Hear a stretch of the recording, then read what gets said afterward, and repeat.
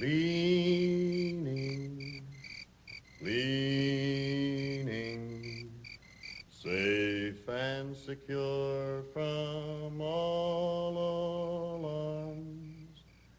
Leaning, leaning, leaning on the everlasting arms. What a fellowship, what a joy divine, leaning on the everlasting arms. What a blessedness, what a peace is mine, leaning on the everlasting arms.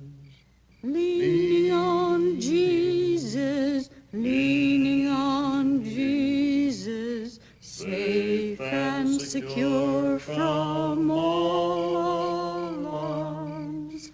Leaning on Jesus, leaning on Jesus, leaning on the everlasting arms. Hello, welcome to episode 132 of Floating Through Film. It is your host, Luke, and today we are starting our 2024 horror month. So we're going to kind of structure this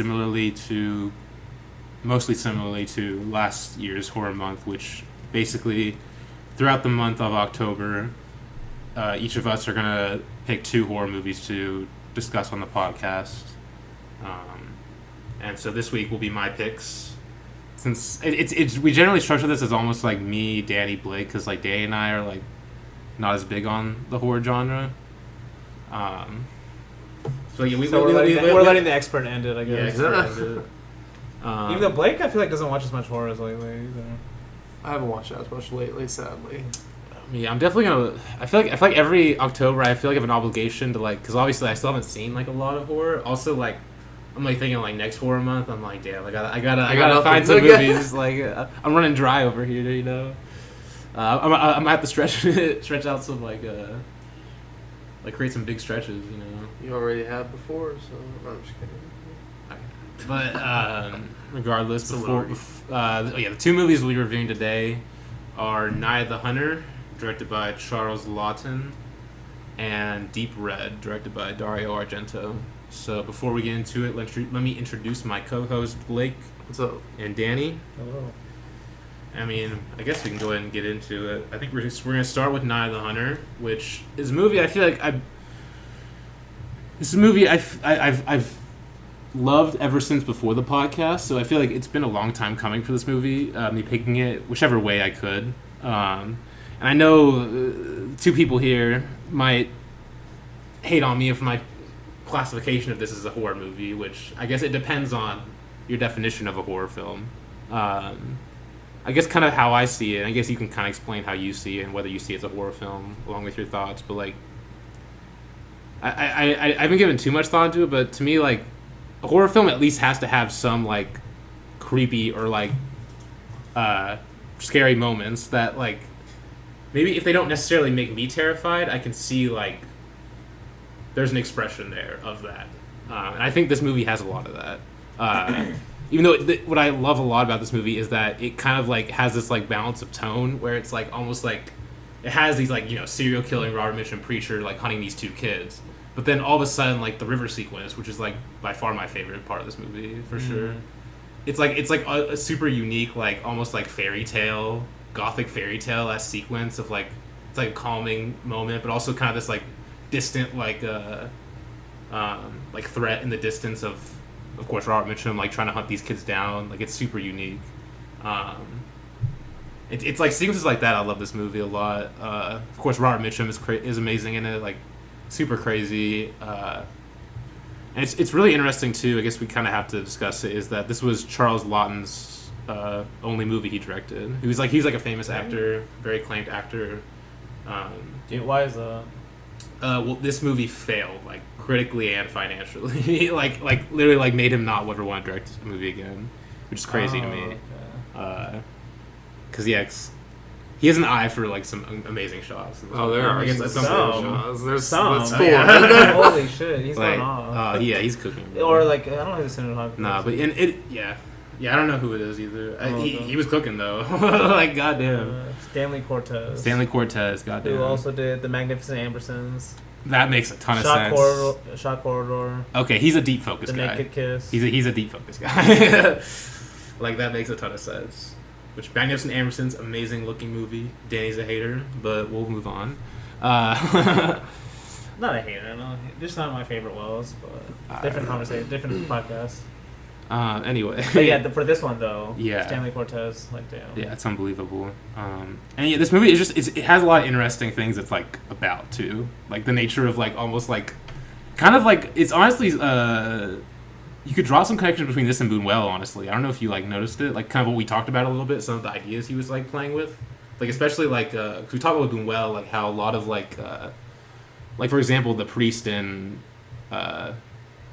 Discreet Charm with Bourgeoisie, who basically he's this rejected gardener, but like as soon as he puts on a priest uniform, they're all like, oh, you know, like, oh, you're a man of God, basically. Like he has a lot of that, like just because like appearances matter so much. Like honestly, I thought you were going in a totally different direction. like the Freudian, like no, what I thought you were going to pick was Los Olvidados. that too. Actually, With the that, idea of, like, it did, this, yeah. like, especially with her just like restating the theme over and over again at the end, which kind of gets annoying. Where she's like, but still, where she's like, kids. This idea of like kids are in some ways the strongest because they're the most defenseless. You know, like it's like this whole movie in a way is like kind of about society happening to these kids and they have no control. Yeah. From like the dad, like committing a crime that like basically traps them to. You know, to the. No, there's to the wife as well. I did think of Los Olvidados, especially like the scenes of like this kid having to literally like step up in the world in a way and like take care of his sister, almost like become an adult way too early. Because I also thought of Mouchette too at parts, just like not the like. There's some of that of like that theme, you know, maybe not the way it's told, because like I guess kind of just get my overall thoughts is like the way it's told. You mentioned a word. You said a word expression. While you were talking, and I guess like the word expressionism, like you know, especially German expressionism, like came to my head while watching it, because like the use of shadows throughout this movie is just like holy shit, like, and there's like the contrast to the black and white. Honestly, it's like because I always heard this is like one of the best black and white movies ever, and I kind of didn't believe it because like a one-time actor, directing directing it, but like, damn, like I was honestly so impressed because.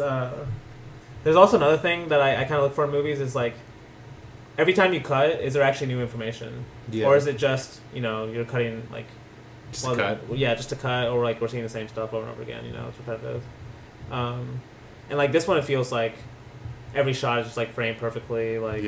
and it feels like new information too. Yes, But just like in the theme, like it feels like there's a few different themes, like... that's why I was kind of like fucking with you before, but I do agree this is a horror movie. Okay. Because like even as you were describing it, like horror movies have like can have like peaceful moments in between the horror, you know, like especially when you mention like there's this coming dread, like that's like classic horror movie stuff. You know, you don't it doesn't have to be horror the whole time. But like I don't know, it has like just a theme of like even if someone's watching this and didn't like their stepdad or something, you know, just have that theme. But like just stuff, it just has like. I don't like the ending as much. Like it feels like because there's like a really interesting moment. I knew you were gonna like the ending because there's a really interesting moment too where happy like for you, you know? Well, there's a really interesting moment where right when Robert Mitchum gets like arrested. Yeah, the kid like he freaks out in the same way as if it was his real dad. Yeah, it's almost like the exact opposite how you expect him to react. But I think it's like to me, it was like showing like kids are even more merciful than like adults would be, you know, and stuff like that. Because he's like just take the money at that point, you know. He doesn't even like seeing it happen. Yeah. But then it like, I was like, damn, that would have been a great ending. But I don't know. I still like the ending. I'm not gonna hate it. But that was a really interesting moment. But overall, I really like the movie. I'm excited to talk about it. First time watching too, which is first crazy. time watch. Yeah. Only 90 minutes. Like it feels so much for 90 minutes. So it is like, yeah, it just goes. Holy shit. But Robert Mitchum on a horse. You get that? Oh, so good. Such a great shot. Robert Mitchum singing on a horse. Our first Robert Mitchum movie, too. So this is a special day. Damn. The first didn't movie, realize first that. Barbie movie. No, we've done the podcast. No, yeah. Yeah, no, I No, that's why. I thought you. I didn't realize that. I thought didn't you. realize that we Yeah. hadn't done one before. No, yeah, we hadn't done one before. I Yeah. know we talked about them, obviously, but We've probably drafted him before and stuff. Some draft. Probably. I've definitely talked Or about some him. movie we've drafted definitely him. we've definitely talked about the past before. He's a cool motherfucker. He is. What can we dude. say? Like, Um, but he's even more than that. He plays like his tonal shifts in this. Yeah. I was reading my review. This is why I'm glad that I wrote reviews back in the day still, because like I disagree with myself so much now, and I like leaving them up so I know what I used to think, because I complained about the tonal shifts in this last time, but this time I loved it. And I honestly loved Robert Mitchum because he goes from like, he's so good at playing like this caring and air quotes like person, like a real father figure to these kids that he puts on like a front for society, just to like basically become this essentially like Gollum from Lord of the Rings, honestly, like looking after for this $10,000. Like his voice changes so much whenever he like gets crazy, essentially. Like he turns insane. Nah, that's But insane. I don't know, he's awesome, but it's definitely like a dark fairy tale for sure. But Oh yeah. you mentioned like the tonal shifts of the movie, of like how he shifts like his like attitude, but like just like the way the lighting is used in the movie also shifts like majorly. So like, you kind of feel it even like twice as much, you know, because like it'll be really bright at times, and then other times it'll be like high You contrast. know, it looked like Stars in My Crown at points, and then it turns into like all of a like sudden, Cat People. yeah. Or I something. mean, it does look like a Jacques Turner movie for sure. Yeah.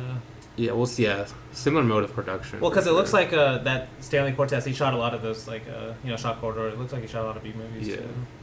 But Jesus Christ, it's like a haunting movie too. Like it leaves you feeling stuff. Just like the shot of the dead mom in the river. Oh, dude, dude, that's like one of the best shots ever. It's one of the most haunting shots. In It's cinema, unbelievable. Like, first of all, how does especially the shot of the fisherman like looking down into the water No. too. Oh, Like, that oh my one's god. crazy. like how do you get that shot? I don't know, because it's so good. It's funny because Guillermo del Toro loves this movie a lot. It's Oh, like it makes it's one of his sense. favorite movies. And there's a clip on YouTube of him talking about it, and he said specifically about the shot of the girl in the water. He's like, I like the way the hair moves. He's like, I've been trying to get that shot. Like I still don't know how to get that shot. Like it amazes him still. Like. Because he just, this is kind of random, but I mean, it applies to this movie too, and Guillermo del Toro, because he just tweeted something that was interesting about, like, I forgot what movie he tweeted. It was a silent German expressionist movie. Yeah. How he says, like, he said they would paint the shadows to make it look, like, more darker, basically. I was like, damn, that's pretty really? cool. It was like because it reminds me of this, like, the use of, like, backlighting, basically, to, like, silhouette, to silhouette characters, especially Robert Mitchum throughout the movie. Just, like, fuck, God, it's, like, so good. It's, like, yeah, using like that's why I think it's a horror movie too, because I see a horror like not just like the subject matter, but the use of like cinematic techniques to make a movie look horrific. Yes, yeah. And that's kind of like I was saying, like German expressionism that influence. Well, and there's like the opening shot of the kids first seeing Mitchum is a very German expression, like a Nosferatu shot, literally, like there's so many like the different- demon at the door. Yeah, but there's like even like just like this, like he has like love and hate, Oh. and it keeps like when he says the story the first time, you're like kind of buying it too with him, like Yeah. And then by the time he's sound at the end, he's like so tired, and he's Yeah. he's like you can you know who he is at this point. Yeah. It's like way worse. So now you know what Spike Lee was doing with Do the Right. Do you remember Oh, the Roddy Rahim? That's what this is the movie he got it from. Yeah. Yeah. Honestly, I might like the Do the Right Thing more because like it's so funny. Where he's like, this is where how hate is the way Cain iced his brother. Okay, honestly. And he's like, oh right, love is get back. It's like so. He's like, look at the camera. That's we need to do the right thing at some point. Okay, that movie's amazing. But Yes. damn, yeah. No, because like there's also just like shots of like when he's telling the story the first time. And there's like a close-up cut of like his hands in like one half of the screen, and then like both the kids on the other half. Yeah. And you're like, oh damn, yeah, they're in a world like that's like a horror like a horror movie. What's it called when you like foreshadowing? Yeah, That's like foreshadowing, like stuff like that. Yeah. You know, that's like classic horror movie stuff too. Damn. But yeah, there's just I'm excited to talk about it.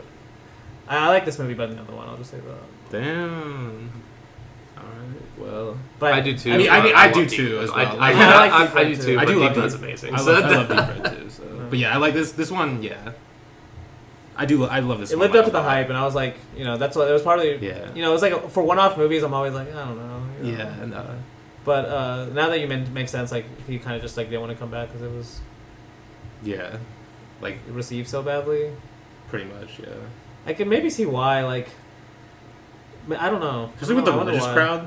Yeah, maybe like that. Yeah, because it is Definitely. kind of making fun of like just like how much people are willing to buy preachers and stuff. Well, yeah. Like, because I mean, we didn't watch. Did we watch The Pilgrim for We did that for Chaplin. We did it for Chaplin, and so. we rewatched. Yeah, we me and Blake rewatched it. rewatched it recently, Yeah. and it kind of reminded me of that too, of like just like when all of a sudden Chaplin's a priest, you know, like a pastor, like Yes. people just like buy him and stuff. Yeah. No, Just like there's a hilarious moment in this movie, which we'll talk about that happens. But There's multiple hilarious moments. there's one that stands out to just me. like There's one that stands out to me, but I'm not sure if it's the same one. Okay, So yeah. that lady that that's works why- at that's why the I'm lady that excited. works at the ice cream parlor or whatever. Like No, just that one, that- continually buys it. yeah, like, that's the one I'm talking about. we She's might be hilarious. talking about the same one then. Oh, because I she's think so that, funny. She's also the one that I'm talking about. Oh my god. But yeah, I guess we can go ahead and go into it. I mean, this movie, it kind of like, it's an interesting start because it has. I don't even know if you all remember this because like I always forget about this the opening of this movie, not like the opening of Rod Mitchum, but like the almost like the.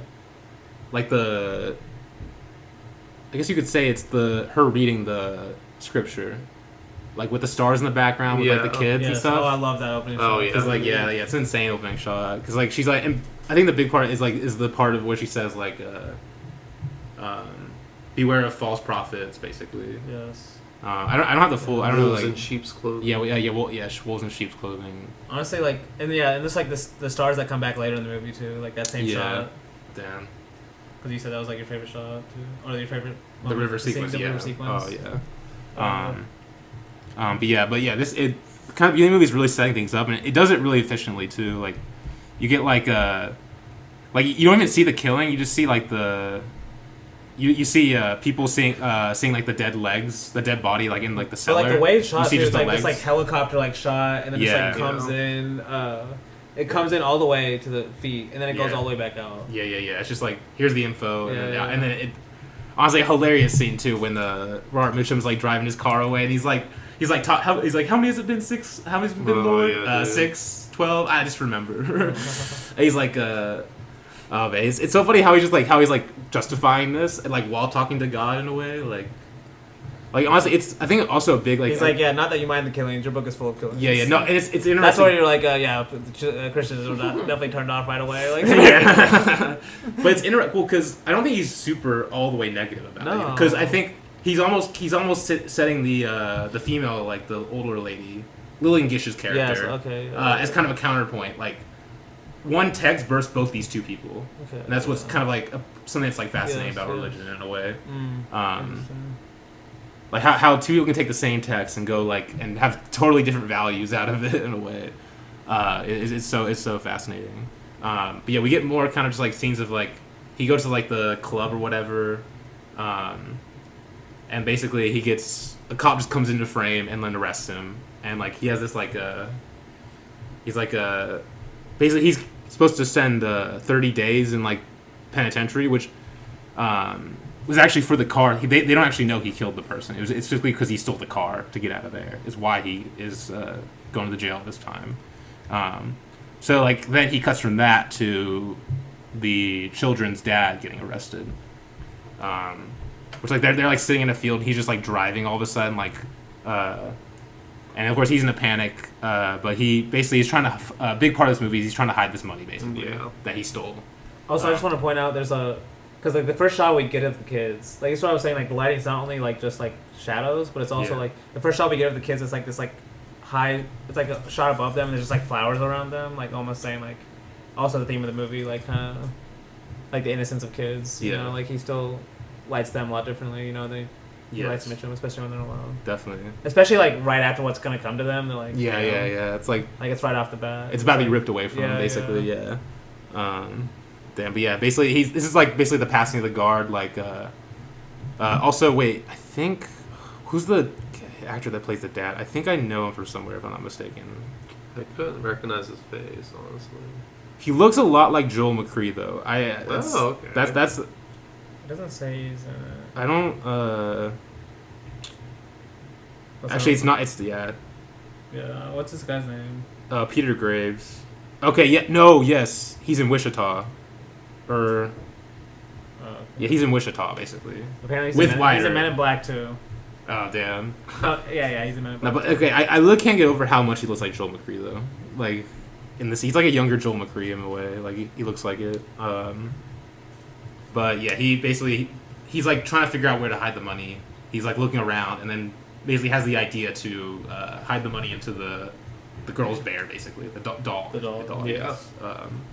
Which creates some very tense moments later on, like, but basically. Well, it's simultaneously a great hiding spot, and also like, why would you do this to your Yeah, kid? it's like It's like no one will think of this, but like you're putting a lot of stuff on her shoulders. Yeah, like- which I mean, I guess is part of like the theme. And then I he guess, immediately puts a lot onto his son's shoulders by like, oh, you have Yeah. to look out for your daughter, or Yeah. look out for your sister. like don't you swear not to tell never, anyone. never tell this, don't tell a soul about this money. Yeah. But basically, by chance, he is on the bottom bunk of Robert Mitchum, who is basically like it's like barely any shots too. Like it's just like one shot of like one scene of like him like talking about in his sleep, and then like Robert Mitchum interrogating him, and then like I think because Robert Mitchum kills him, right? Yeah. And escapes the jail. Basically, it's like those are like the only two scenes basically of like of them two. There too, like I guess Does like Robert chance Mitchum encounter. kill them, or does he get hung? He gets hung. Oh, does he get hung? He gets Okay, hung, I 'cause couldn't the remember. Hangman, the Hangman's a pretty big part of this movie. Okay, a yeah. semi-big part of this movie. I think. Yeah, especially at the end for sure. Yeah. But yeah, basically he's Yeah, because Robert Mitchum just gets released. I don't think he's Because he's on only the there for run. 30 days. Yeah, he's not on the run or anything. Yeah, no. so Okay, it wouldn't yeah. make sense for him to do that. But I mean, he obviously likes killing. I mean, He does like killing. That is Yeah. 100% But- true. He yeah. likes killing widows specifically. Widows, But yeah, that's like his thing. Which I mean, is there a connection you make between Monster Verdot? I guess they're both Bluebeard. They are both Bluebeards. But it seems like he's making a connection between it's like the religious, like, Yeah. almost like the church hates widows or something. Yeah. Like the same way they hate children. I don't know. Like Yeah. he's comparing like the widow situation to children's maybe. Yeah. Too. Yeah. Something like that. Or yeah. how easy it is for society to take advantage of them too. Yeah, exactly. Yeah. But yeah, we get scenes of like the children like having to kind of like be on their own because they're like not going to school basically. Like This is the Mouchette type stuff I could see Danny talking about, where it's like Yeah. they're like almost outcasts. yeah, pretty much From their like little town, because if this happened in a small town, your dad got hung, like you're Yeah. definitely got a stigma put on Yeah, the yeah, kids yeah. too. Like you have a scarlet letter on you. So, and this has like all the hing hang hung or whatever. Yeah, that they're singing, song. the kids are singing that like Jesus Yeah, Christ, yeah. that's like, so yeah, dark. And they're like Yeah. watching it from it. Yeah, they're like Yeah. watching it from far. Yeah, and then she even starts singing yeah, it she starts too. singing it too, and he has to stop her. It's Yeah. like, Damn. Hing hang hung. it's kind of catchy. Oh no, it's definitely hang, catchy, hang. but that's like such a dark child rhyme or like nursery rhyme. Like, But I think the next major scene is kind of, I think you mentioned it earlier, when they're like in the bedroom basically about to go to sleep. Like you get the crazy shadows, but then they hear those Robert Mitchum, yeah, and yeah, we get the like, dude, the absolute insane shot of him, of the shadow behind him, Yes, dude. and then like and then the shot of out the window of him just like looking in. Oh, man. Oh, it's so creepy. It's unbelievable. Like he's just this presence that's just Yes. yeah, it's unbelievable. Yeah, because what's the kid do? He's like telling some story or something. Yeah, he sounds like story from like the Bible, like Yeah. like I forgot what story he was telling. it's like there was a rich king like who had himself a son and daughter or something like that. Like, but basically, yeah, something about like bad men basically, and I think this next scene is when we get introduced to the doc kind of guy. I don't know what to call him. He's like he's the old guy that runs the dock basically. Oh, the uncle? yeah, Uncle or- whatever? Yeah. I don't know if he's actually his uncle. No. Oh, yeah, this is yeah, like okay. this is like this old guy in town. Yeah, like basically, that knows yeah. everything. Like Yeah, who's like keeps to himself, like old hermit. Wise who man. eventually gets caught up in things and like takes it hard. very hard. They're gonna think I did it. I don't think I did it. Damn. But yeah, basically introduces him, but then basically when the kid is walking to where his mom works, Robert Mitchum's there, talking with his sister and like the couple that runs the shop and then his mom. Yes. But yeah, this scene's so like because this is the scene where Robert Mitchum does like the love and hate thing with the Yeah. nipples, like Yes. Yeah, which And is, love wins in the end. Yeah, love wins in the end. They're eating that shit up, like, especially the wife. Yeah, the wife. Or the lady, yeah. Is it an ice cream parlor? Or? Something like that. Like, Oh, yeah. Like, something like that. No, but it's so funny how, like, throughout this movie, how this girl's, like, this woman who, like, runs it is, like, glazing her. Like, glazing him. Oh, big time. Like, oh, like, it's so funny. Like, especially just, he just got out of jail. Like, acting like he's, like, because, like, he's like, oh, he's such a nice man, like, a man of God, you know? But it's also so funny because you get this, like, interplay, too, of her and then her husband who run the shop. Because, like, he's like, oh, I something's funny about that guy. She's like, no.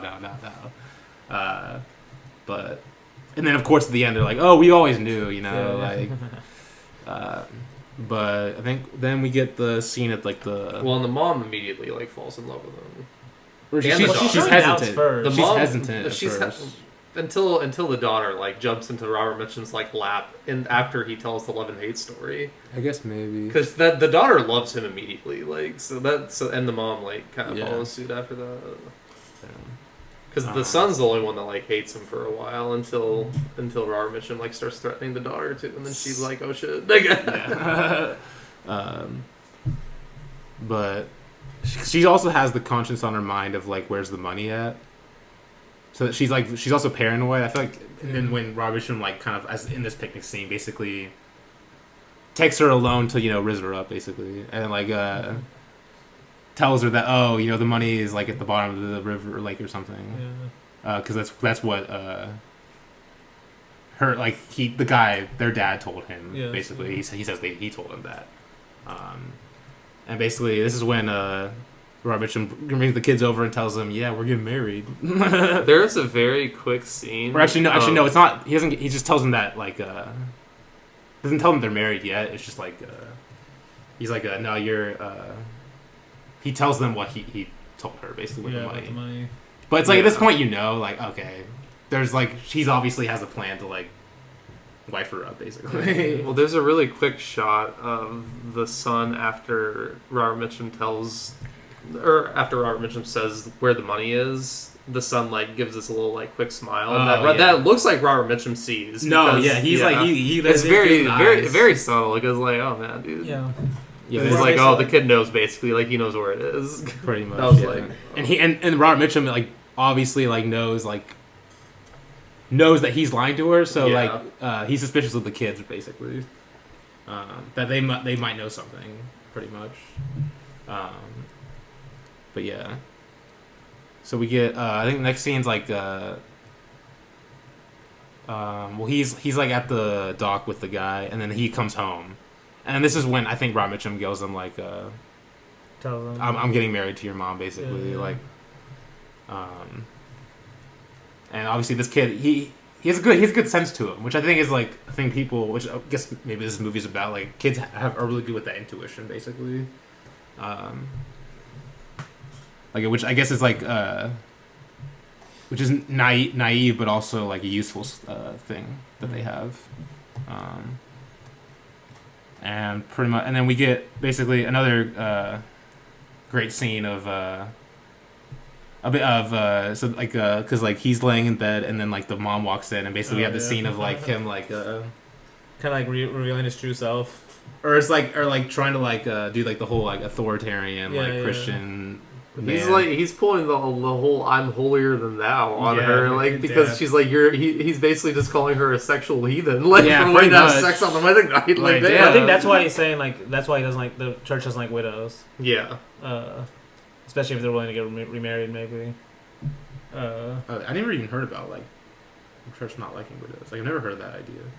I mean, it's like I don't know, like, I guess like I don't know if the church hates widows, but it's known, like, if you think about how they talk about women without men, basically. Yeah. They kind of don't like that. And so, it's like, and there was always, in the Old Testament especially, like, if your husband died, it was very hard for a woman to get remarried, because they had to be, like, married to the brother and stuff like that. Or, like, you're there, there was just always, like, this weird stuff. And then it was easier for, like, men to kind of project that, oh, now they're more, you know, like, bad women, because they don't have a man, Yeah. even if they didn't do anything wrong or anything, it's just easier. Yeah. Like that happens throughout history all the time. Damn. And it feels like that's what this is one of the. It's like he's like one of those type of guys, Yeah. Like I don't know, like his like his rage just feels. That's why it's like a horror movie another way, because his rage just feels like purely evil. There's like no rationality to it. He just hates like widows. This like, one feels like religious rage. Yeah, exactly. Like I mean, that's righteous what that. rage, Yeah, exactly. so- There's no rationality to it. Yeah, either. exactly. Exactly. Because this one's like, it's just like, he's basically saying like the only reason for sex is to have children, and you've already fulfilled that purpose in life. Do you want any more kids? And she's like, no. Yes, exactly. He's like, then this conversation's over. Basically, Yeah. he's It like, was- I'm laying down, yeah. stop shivering. I mean, dude, that's also Boonwell. That is it the Milky Way, where it's like the priest is on the outside, like of the couple, like in the hotel room. And he's like basically the church, like trying to get in the way of like the sex lives too. Yeah, Uh, that might be a Phantom of Liberty. I can't remember. yeah, I think it is. Yeah. I think it is. Yeah. Like the people that invite the priests in. No, No, the priest is on the outside. He's like keeps like trying to interrupt he them. just and like keeps stuff. on knocking on the Yeah, doors. he's like saying he wants to talk to them and stuff.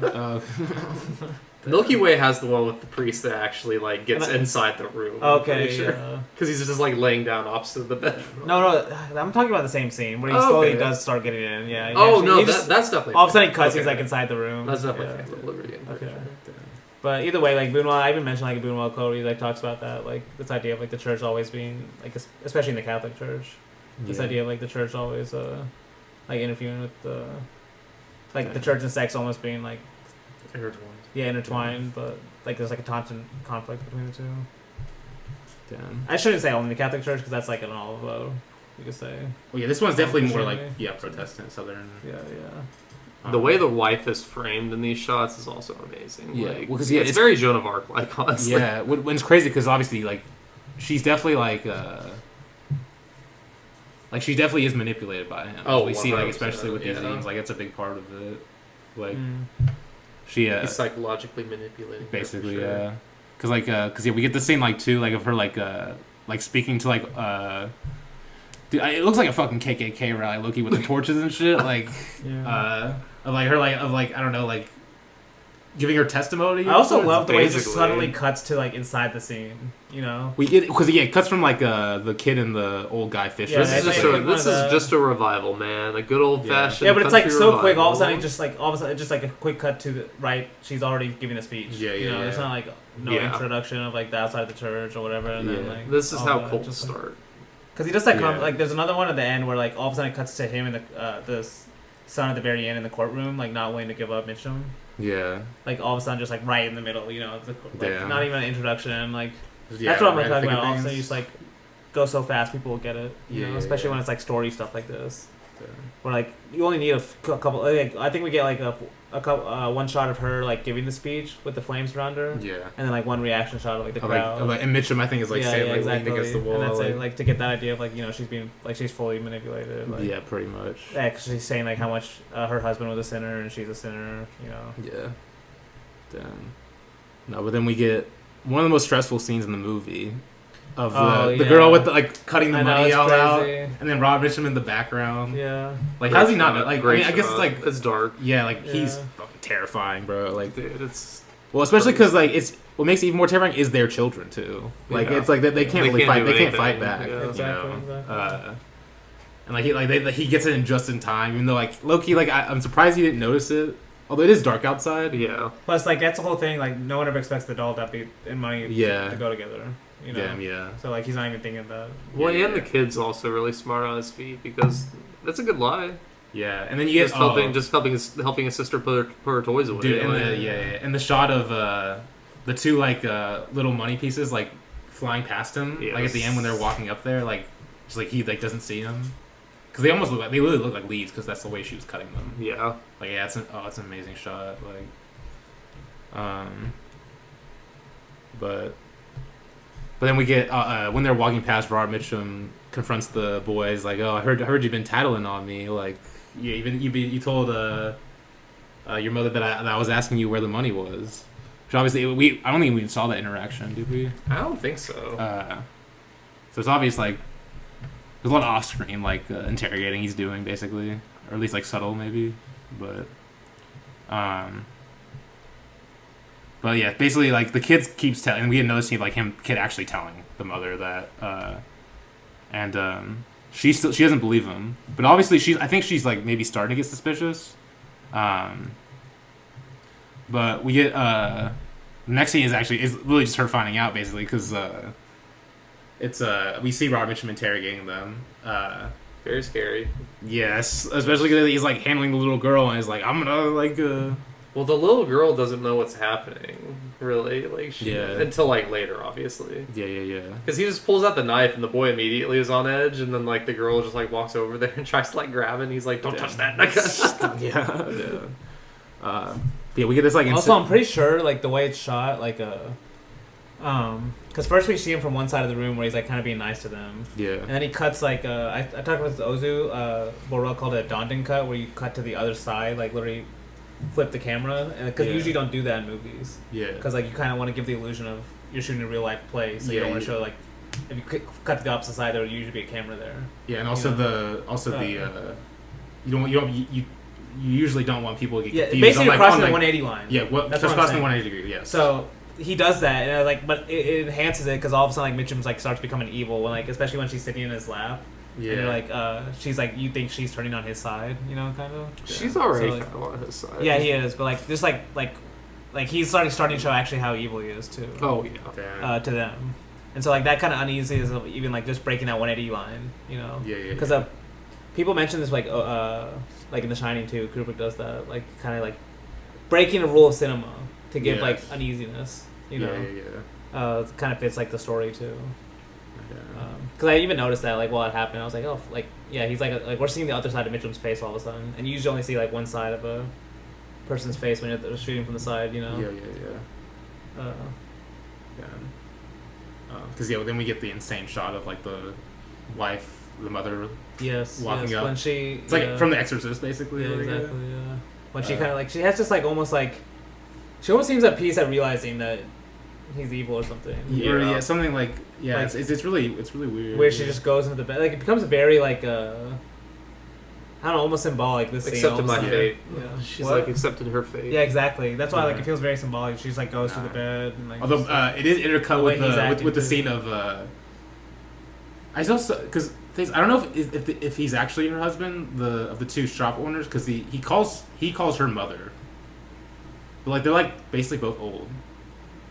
Who? Of like the two parlor shop owners. Oh. Because this is when he's like suspicious and he's like and she's like mad at him for it. He's like can a body not have like feelings or whatever, like, or like his own thoughts basically. Like it's so funny because he's suspicious of him. Like he's like a body's got a right to their feelings, you know. And he's like may Lord have mercy on you. Like how could you say such a thing to him about him? But yeah, this is we get another like one of the most like memorable scenes of the movie, specifically how he shoots the ceiling. Like the ceiling is almost like German expressionist, like jagged lines almost. Yeah. You get like the triangle. He's like bending shadows. His body too, like the way like the windows bend, like the wall and stuff. And he's like, and this is like him like giving this whole like monologue, justifying it with the eyes of the Lord, like, and basically murdering her, basically, in her sleep.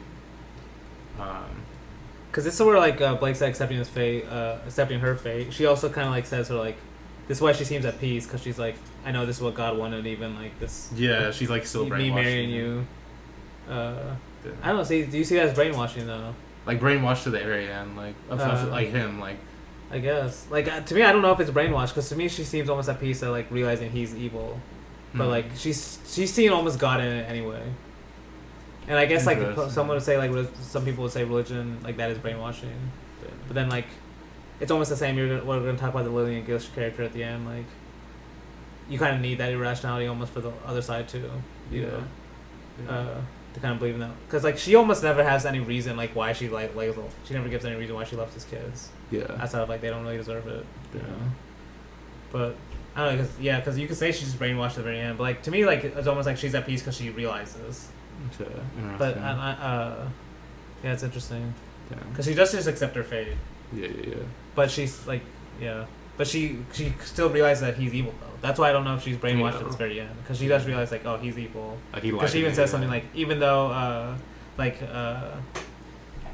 like she says something like not exactly that, but like basically because even though he's evil, like God is here, you know. Yeah. That kind of, she's giving that kind of speech, you know. Yeah. Because that's like the goodness of God. If someone believes in them, is she says something like, "I still have the salvation of my soul." You know, she has peace like that. You know. But that's why it's an interesting moment too, because like the shots we're gonna get of her body too after. So like it's that's why I'm like you're saying like it's kind of on both sides. You could say like either he is for religion, like with the way she's like accepted her death and like she believes in salvation, or it could be like the opposite, where like we see her body dead in the water, you know. Like, this is what religion does. Yeah, this is what religion does, and like what men do. This is the reality. Yeah, this is the reality of what men do to women. Yeah. Yeah, I don't know. Maybe it's both. Because it's also interesting because like, I mean, does he show the shot of him stabbing her? No, it's just the knife going up. It's the knife going up, and it's then interesting. Like, it cuts the kids, and they just hear like this weird sound. Yeah. You get like a shot of like the sky outside. Like plus, that I should also mention the reason why I don't think he's saying is like she's still brainwashed at the very end. The music stays upbeat. I'm pretty sure for most of this scene too. Like especially when she's going up the stairs and stuff. Like I even noticed like the music is kind of like contrasting. Like it's staying more upbeat. Like, it's almost like an ascension to. Yeah, exactly. Yeah, it's a very weird scene. Because he cuts straight to the kids. But then, like, he's like waking up, too. Yeah, and he's like confused. Like he just looks out the window, goes back to sleep, and then cut to the parlor shop couple. Yes. He's like talking about like this is what we were saying, the exact tonal shifts, like him being really nice, and it's like a brightly lit scene. Like his plan is in motion. Exactly. Like the wife left like without saying anything. It's like damn, it's like how good he is at this. Damn, Robert Mitchum's like giving this like monologue, like she lies in wait for prey, and like her transgressions leave me or something like that. Her transgressions leave me. Amen. This is my funniest moment.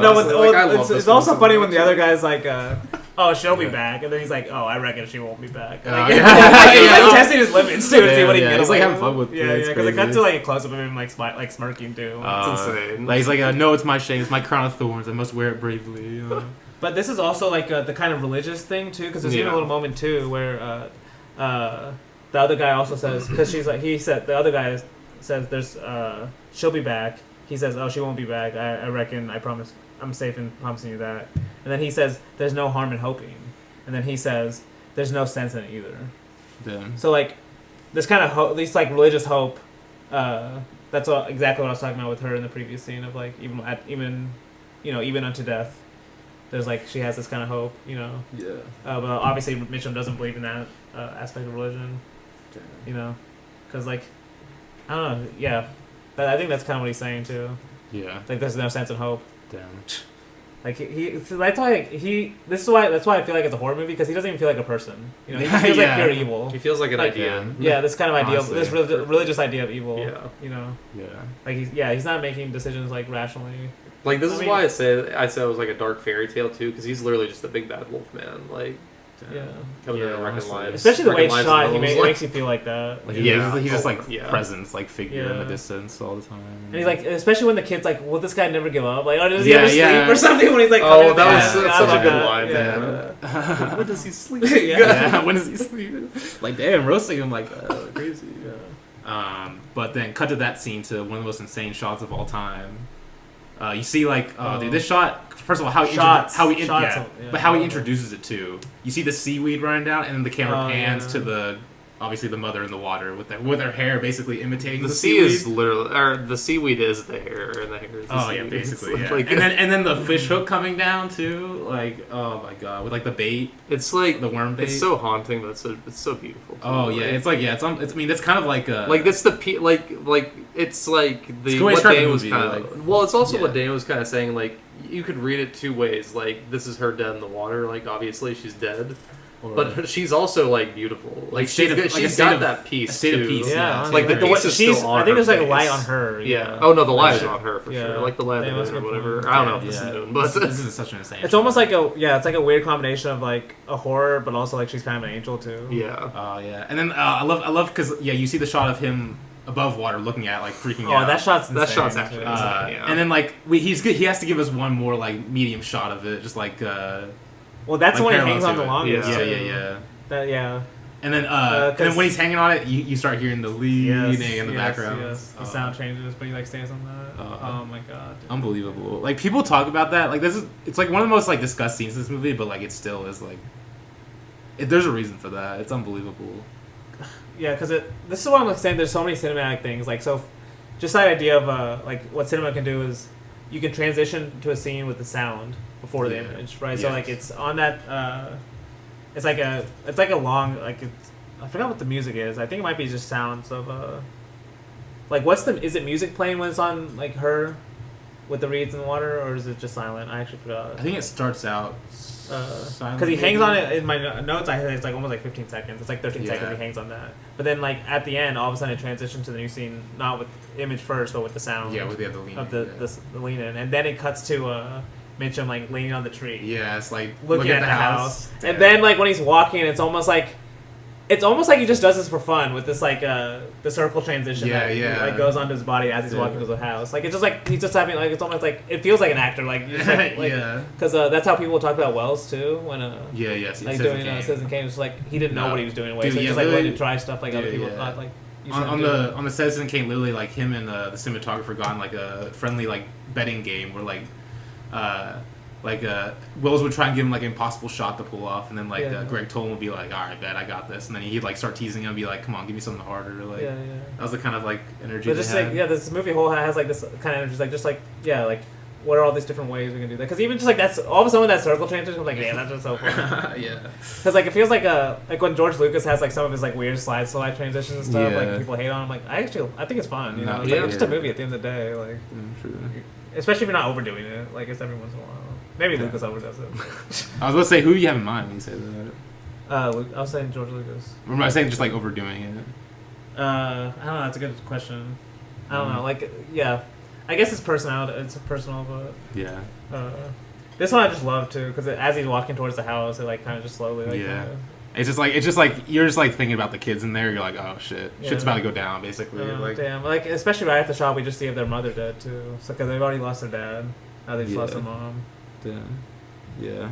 But yeah, they're in the basement playing basically, and like hiding from him basically. Yeah, I was about to say I don't think they're playing in this. Well, yeah, because that's what him and the woman think they're doing in there. Oh yeah.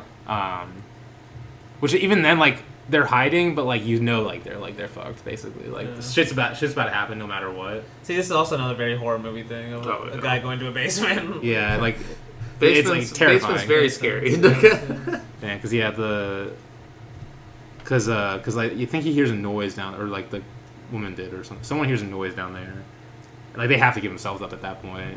Well, it starts out with just Mitchum because Mitchum's the only one there, so you're like, oh shit. There's like, and he says a really creepy line too. He says, "I can feel myself getting awful mad." Oh yeah.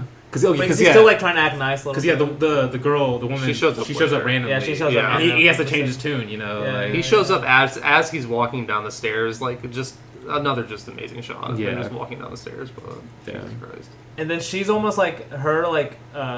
She even shows. She's like trying to show even like little mercy, where she's like, "Don't be so hard on them, poor motherless children." Damn, like, even though before she just leaves them, leaves them with them.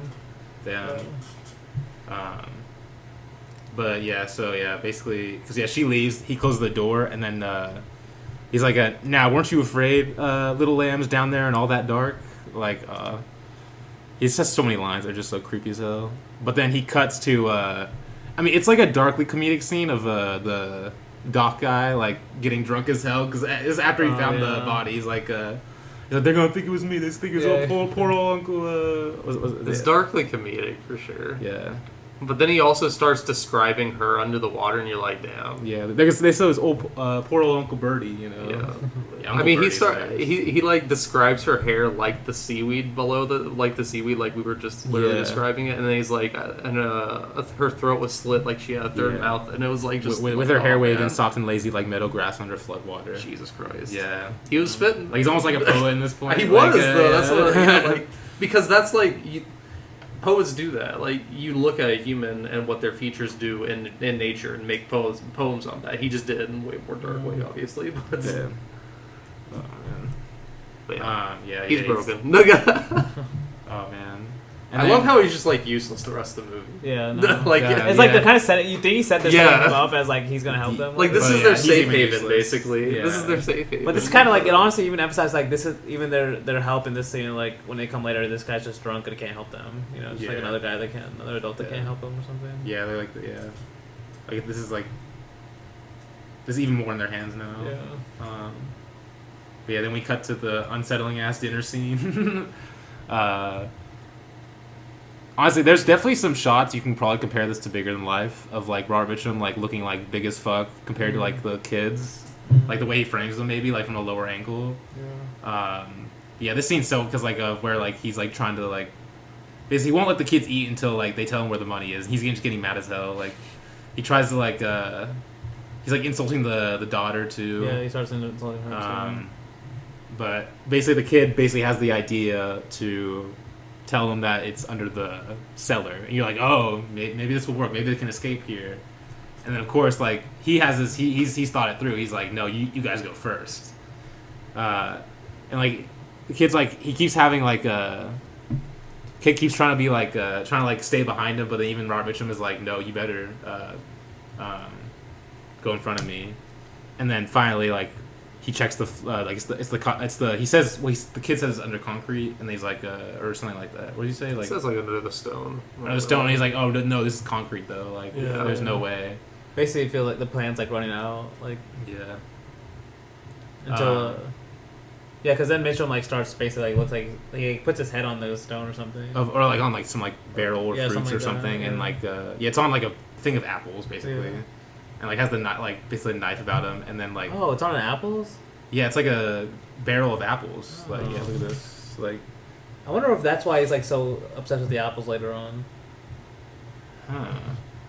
Because like it's like this weird. It's like one of the like it doesn't ever explain where he just comes and gives her an apple later for her birthday or for Christmas. okay, there's definitely some like iconography like metaphor with Adam and Eve apple. there. What's that? The apple that like they ate. That's like this like the saying gave them.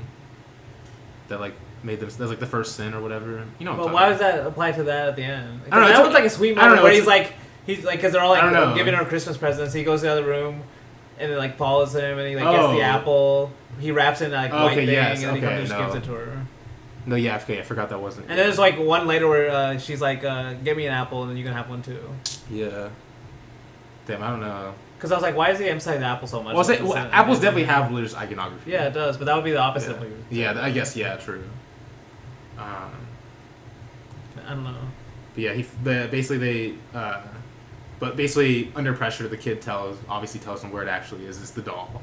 And like Robertson's reaction is so funny because he's like laughing. He's like, "Oh, the doll! Of course, the doll! How could I forget that?" But then kid takes a chance and like basically gets the shelf with all the jars to Yes. fall on his head and like Home Alone ass moment. yeah, get the fuck out of there. And they Like- run away very slowly. I mean, they're kids. Come on, like, come on now. They go to Uncle Birdie. Dude is gone. Yes, yes. I can relate. No, I'm joking. Not this much. Not this much. Have you found out a dead body recently, Luke? No. Just like being drunk as hell. Like can't function. Like. But like after that, like the On your kid. steamboat. Is this a steamboat he has, or just like a normal? No, this boat? is just a normal rowboat. He's like the fishing boat. No, but this one has a roof that he's staying on at night. That he stays at night. No, I thought that was just the Oh, dock kind of like station. Yeah, Was no, it he's a just dock? on the. Yeah, he's just like on a little. Like the little like hut things they have there. Okay. Yeah, it's like a hut. Little type of boathouse. beat. Oh, okay. Yeah, it might be a boathouse. Yeah, I Boathouse. think it is actually. But yeah, these kids basically another tense ass scene of them getting on the fucking boat. Amazing scene where he just like he knows when to keep it quiet because you can hear the plodding of their feet in the water, Yeah. and you know that if we can hear it, Mitchum can hear it too. Damn. Yeah. Oh no! And like he like just Like, he, so like, in the creepy, boat he man. like pushes away the stick just Yeah, in it was- time. Like Robert, he's scary as hell. And this is where I was like, he kind of reminds me of Gollum in these scenes, man. Like he's No. literally chasing after Wait, his precious. dude. like, The oh my close up God. of his face when he like screams, He's crazy, man. it's He's unbelievable. crazy. He's so good. Like damn. Like, And like that like that above the head shot of like of the kids floating away and the kid he just like holding his like hands up with the knife. Yes. That's unbelievable. Leading to your favorite scene in the movie? I mean yeah, like incredible. Like, I mean, first of all, look of it, unbelievable. You have this like the starry stars in the background. Like, isn't she like she's like singing like a children's like tune, and like it's just like it's like so peaceful, but like it's like this like kind of like breather moment after like what just happened. But there's also like this existential dread of like where's Robert Mitchum, but also like the like hopelessness of like these are literally two like little ass kids like trying to like floating away helplessly, basically. It's like they escaped, but to what? Pretty much, yeah. And like They don't have a it's just like plan. like the way he's like the way like he shoots through the cobweb, looking down on them, like almost like camera's almost like saying like, oh, like this is like They're caught in a web. basically They're caught in a spider's they're trap, caught yeah. like this like people can like Robertson can be in any of these spots like looking down on him, like Yeah. you get the shot of the frog. The frog shot is Frog honestly shot is amazing. The two 'Cause it- scared rabbits. Oh yeah. Which obviously. See, because to me this is like, to me I think I thought he was like comparing the animals to like them. In a way, yeah, I could see that. You know, like kind of like No, oh yeah. That's That's why I also- said the two scared rabbits. Yeah, the 'Cause rabbits. That's definitely them. yeah, and the frog too. But yeah, also the rabbits. The 'Cause spider The rabbits is also definitely- reminds me of Mouchette, because that's literally the end of Mouchette. Where, like, No, yeah. Where she's Yeah. like watching the Yeah. rabbit get killed before she like, decides to kill yeah, herself. I forgot about that. And then also Balthazar, you could say we talked about how like he's comparing Balthazar to her life. Yeah. So like the scene kind of reminded me of that too, because we also see like sheep. We see an owl a little later. Turtle. On, turtle. I love the turtle. Turtle. I love turtles. Yeah, Yeah, and the it's just like these rabbits, like too. little like moments of these animals, and then like they have to like stop at this like one place for like potatoes, and then like Robert Mitchum. We see also Robert Mitchum is like taking a horse. You know, which I think he stole the horse actually. Yeah. I mean, probably. Yeah, I'm pretty sure he did. He doesn't buy anything. And, like along the way, he's like using his skills to like try and find out like He's using his Ways to skills and I telling know. people sermons about how evil children need to be like yeah, it's like reared, crazy. basically. I don't know, like, yeah, and everyone's agreeing with him because yeah, he's so it's charismatic. working. Like, damn. That's why it's like this dude's literally the devil on the road, man. Like, oh my god. And then we also have, because I would say I would call these river scene not a scene but a sequence, because like you get this like part of it where they find the barn. Mm-hmm. The shot of them arriving at is insane. Like which Like- shot are you talking about? The way it's like shaped, like Yes, that this one, but the other one too. The like it's just like the barn with the bird cage. yes, yeah, And then like The hymn It's honestly singing insane behind it 'cause, or whatever. the what? There's like this little like nursery rhyme playing behind it. Yes, the nursery rhyme, and like they're standing and like she has like the dark house behind her, yeah. but then he's standing right next to her and he has the white background behind him. yes, yeah. And just like like you said, you mentioned shapes, but yeah, it's just like all the shapes. The you see in shapes, this film, yeah. Oh my god. Because the bird cage is like perfectly I was saying silhouettes too, because it's all backlit, so that means Yeah. you can like that basically enhances the forms. It's crazy this guy didn't make a fucking other movie. What the fuck? That's crazy. Yeah, it's unbelievable. And it's so simple too. Yeah. But it's like because this is like also this is also like a foreshadowing moment of like, you know, they're finally finding someone that's gonna take care of them. Oh, I mean, this isn't really like the. Isn't the next scene with the lady? I guess the next scene is, but this scene isn't. Yeah. There's no one at this barn, right? No, because this is when they like go in like the top part of the barn. And Yeah, then, this is where they go to hide. Yeah, And then they yeah. see him like Oh, right yeah. there. Yeah, Oh that's my another God. one of the most insane Amazing shots. shot. Like Jesus. amazing moments. Because they're on this, because like you don't realize. Well, I mean, you should have realized, I guess, that they climbed to the second story. But whenever Yeah. you're watching it, you're like, oh, they're on the first story somehow. But then they like climb back down. Oh my No, God, because it's so amazing. the reason why I said like this is like foreshadowing like what's gonna happen, like they finally found something, because when there's like it's like a medium shot with the bird cage and then it cuts to a close up of the bird cage, Yeah. and then she says, "Are we going home now, John?" Damn.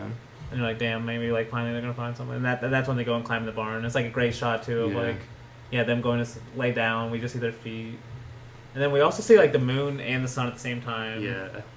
And then I think Yeah. There's a shot of the moon. yeah. Also, there's a simple. So we brought Mouchette. There's also a shot of this bird trapped in a bird cage in Mouchette too. Like they both have shots of Yeah. that.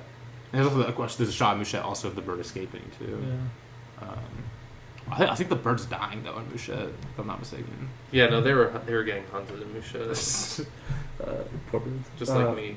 But yeah, the shot of course, yeah, Robert Mitchum singing, leaning from the distance of him in the silhouette, unbelievable.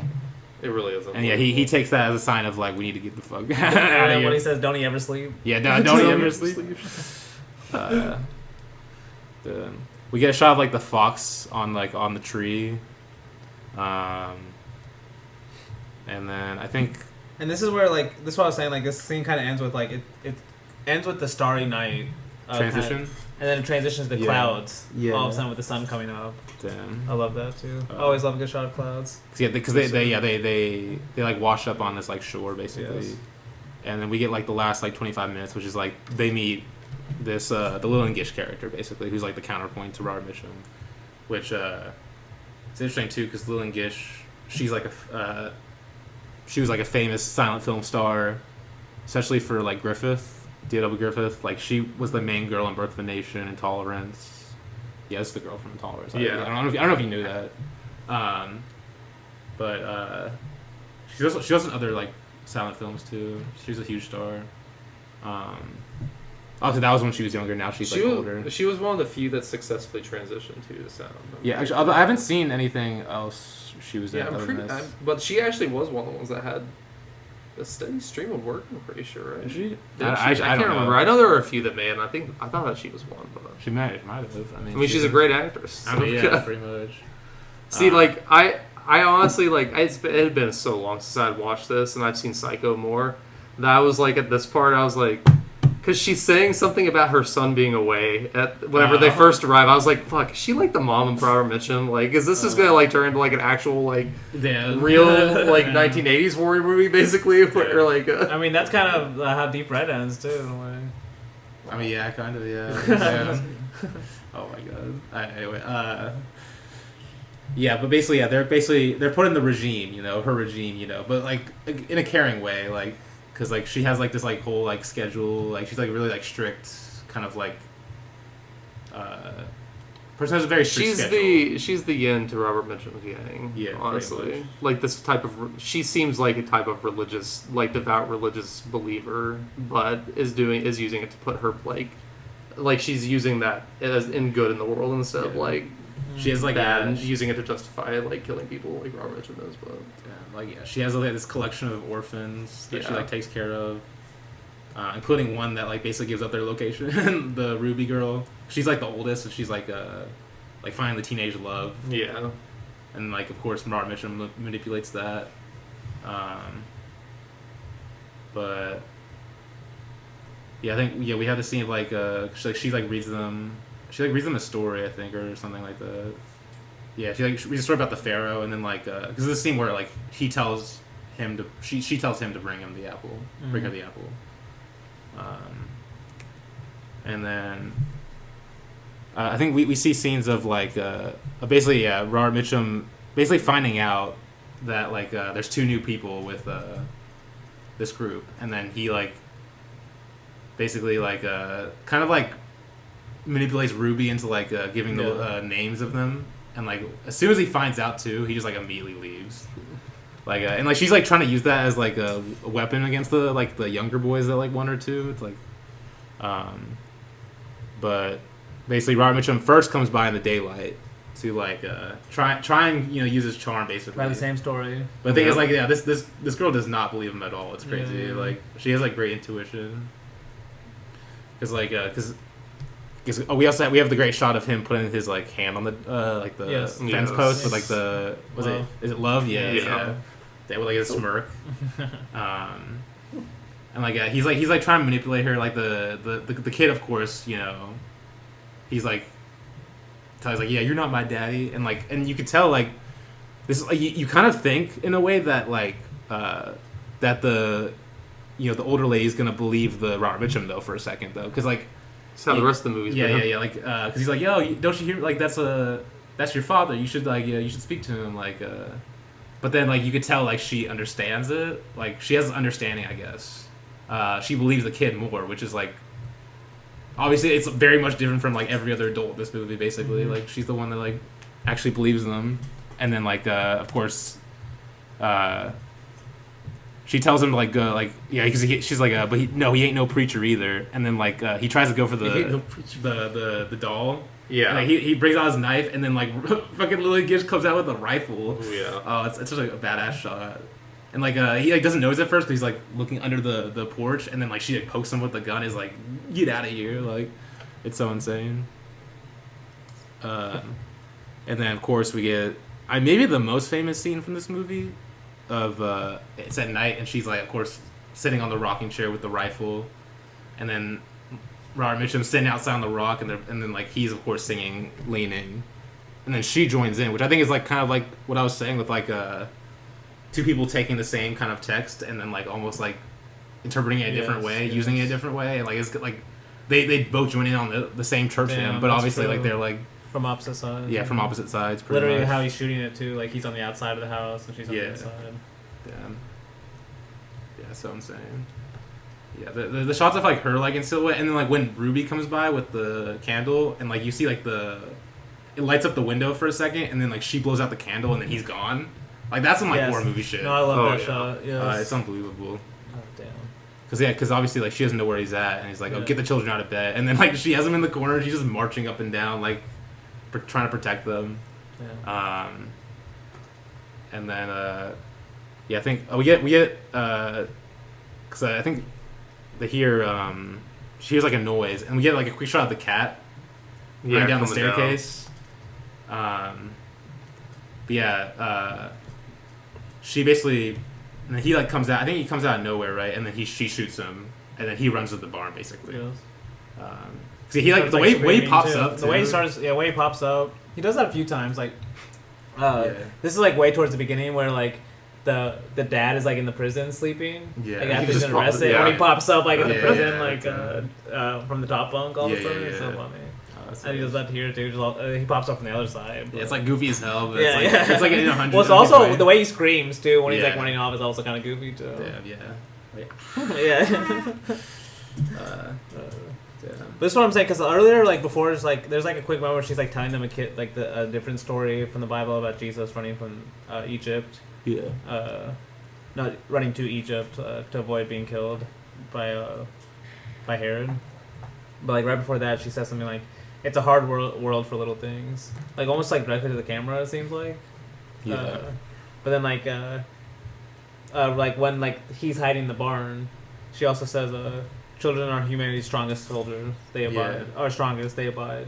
She's like not saying it to anyone too. Yeah. So it's like almost like she's saying it to the audience. Because I'm like, what is she saying this to? I mean, like she's talking to herself. You know, that's what she's doing. Yeah, for sure. I mean, people will love God definitely. Yeah, but the way she's talking to herself, it's like she's like giving the moral lesson to the audience. All right, yeah. She's talking to Robert Mitchum, who's like hiding in the barn across the. But it is a good lesson, I guess. It is. Yeah, that's like I'm saying. The whole theme of the movie is like that. Yeah. But yeah, and then it's like basically because it is kind of anticlimactic too.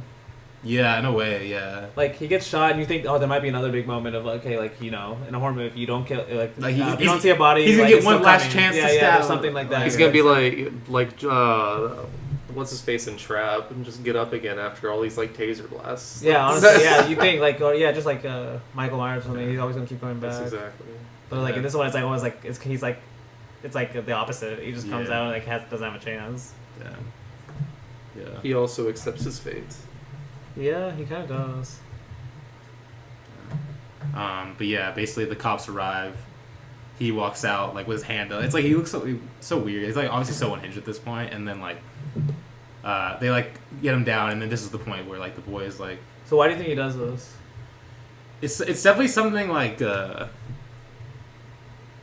probably some like Freudian like reading you can have with this or something, or I was thinking maybe something like trauma related, like Stockholm syndrome.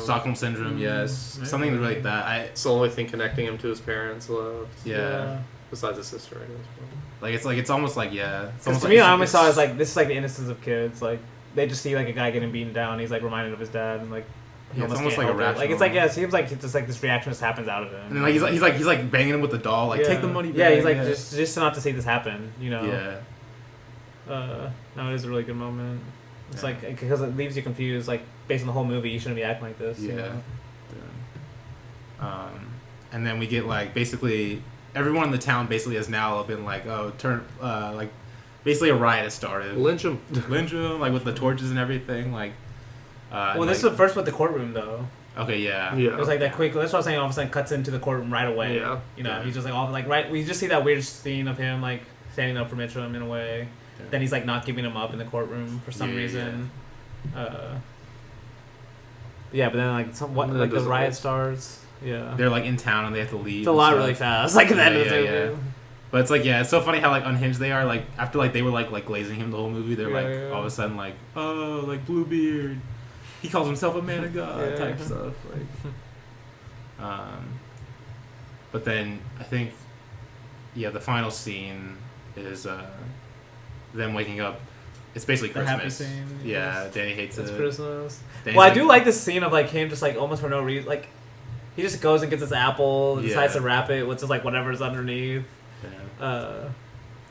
But then it's like a kind of sweet moment because she's like, "That's the richest gift anyone could have given me," or something. Yeah. And this also I'm saying because there's like two different quotes I have where she's like also just talking to the audience because she's like, "My soul is humble when I see the way little ones accept it a lot. Lord save little children. The wind blows, the rain is cold, yet they abide." And then a little later she's like, "They abide and they endure." Just talking to God, man. Yeah, you know, you never know. But the way she's talking, she's She's like just looking spitting. at the camera. It's She like just- she's just like almost spitting, like you know? craziness. The camera is God. It's like a great dictator ass moment. Okay. No, okay, it's not that bad. It's not that bad. Yeah. I mean, speech is good at them. No, it is. Like, I'm not, because I like the theme of the movie a lot. This idea of, like, I mean, it seems like that's why she believes in children, you know? Yeah. Or why she's willing, like, it's almost like religious belief. Yeah. It's kind of, because Jesus definitely talks about, you know, like, the innocence of children. He even says something like, if you don't love God like a child, you can't enter the kingdom of heaven, you Yeah, know? yeah. Stuff like that. So, it kind of does seem like it's playing with both aspects of religion, like you mentioned. Yeah. But it ends on the happy note. Yeah. The evil loses. I mean, it's just, yeah, it's really interesting tonally, too. The fact, like, ending on Christmas after all this. Yeah. Yeah. That's on a happy night. On a happy note, they still lost both their parents. though. Yeah. They But still they do, found another yeah. one, I That's guess true. you could say. Like, And grandma.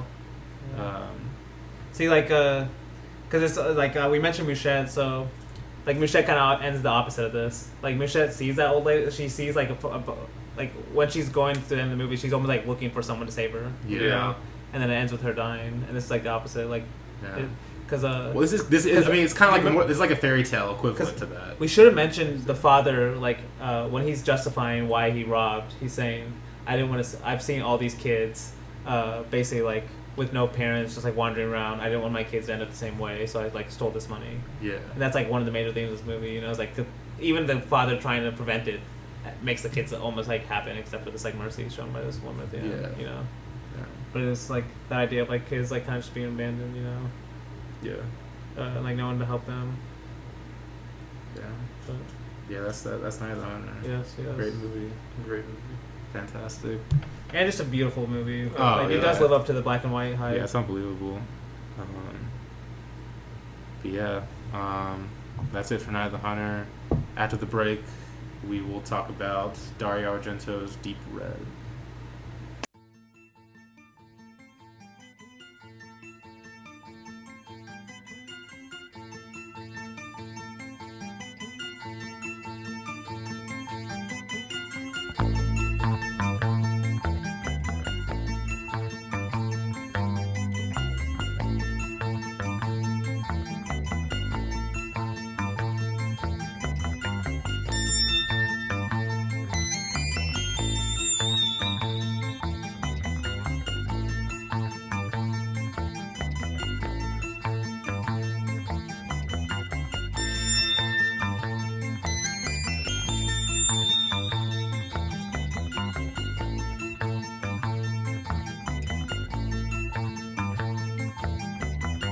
And we're back from the break to talk about Dario Argento's 1975 film. Is 1975, right?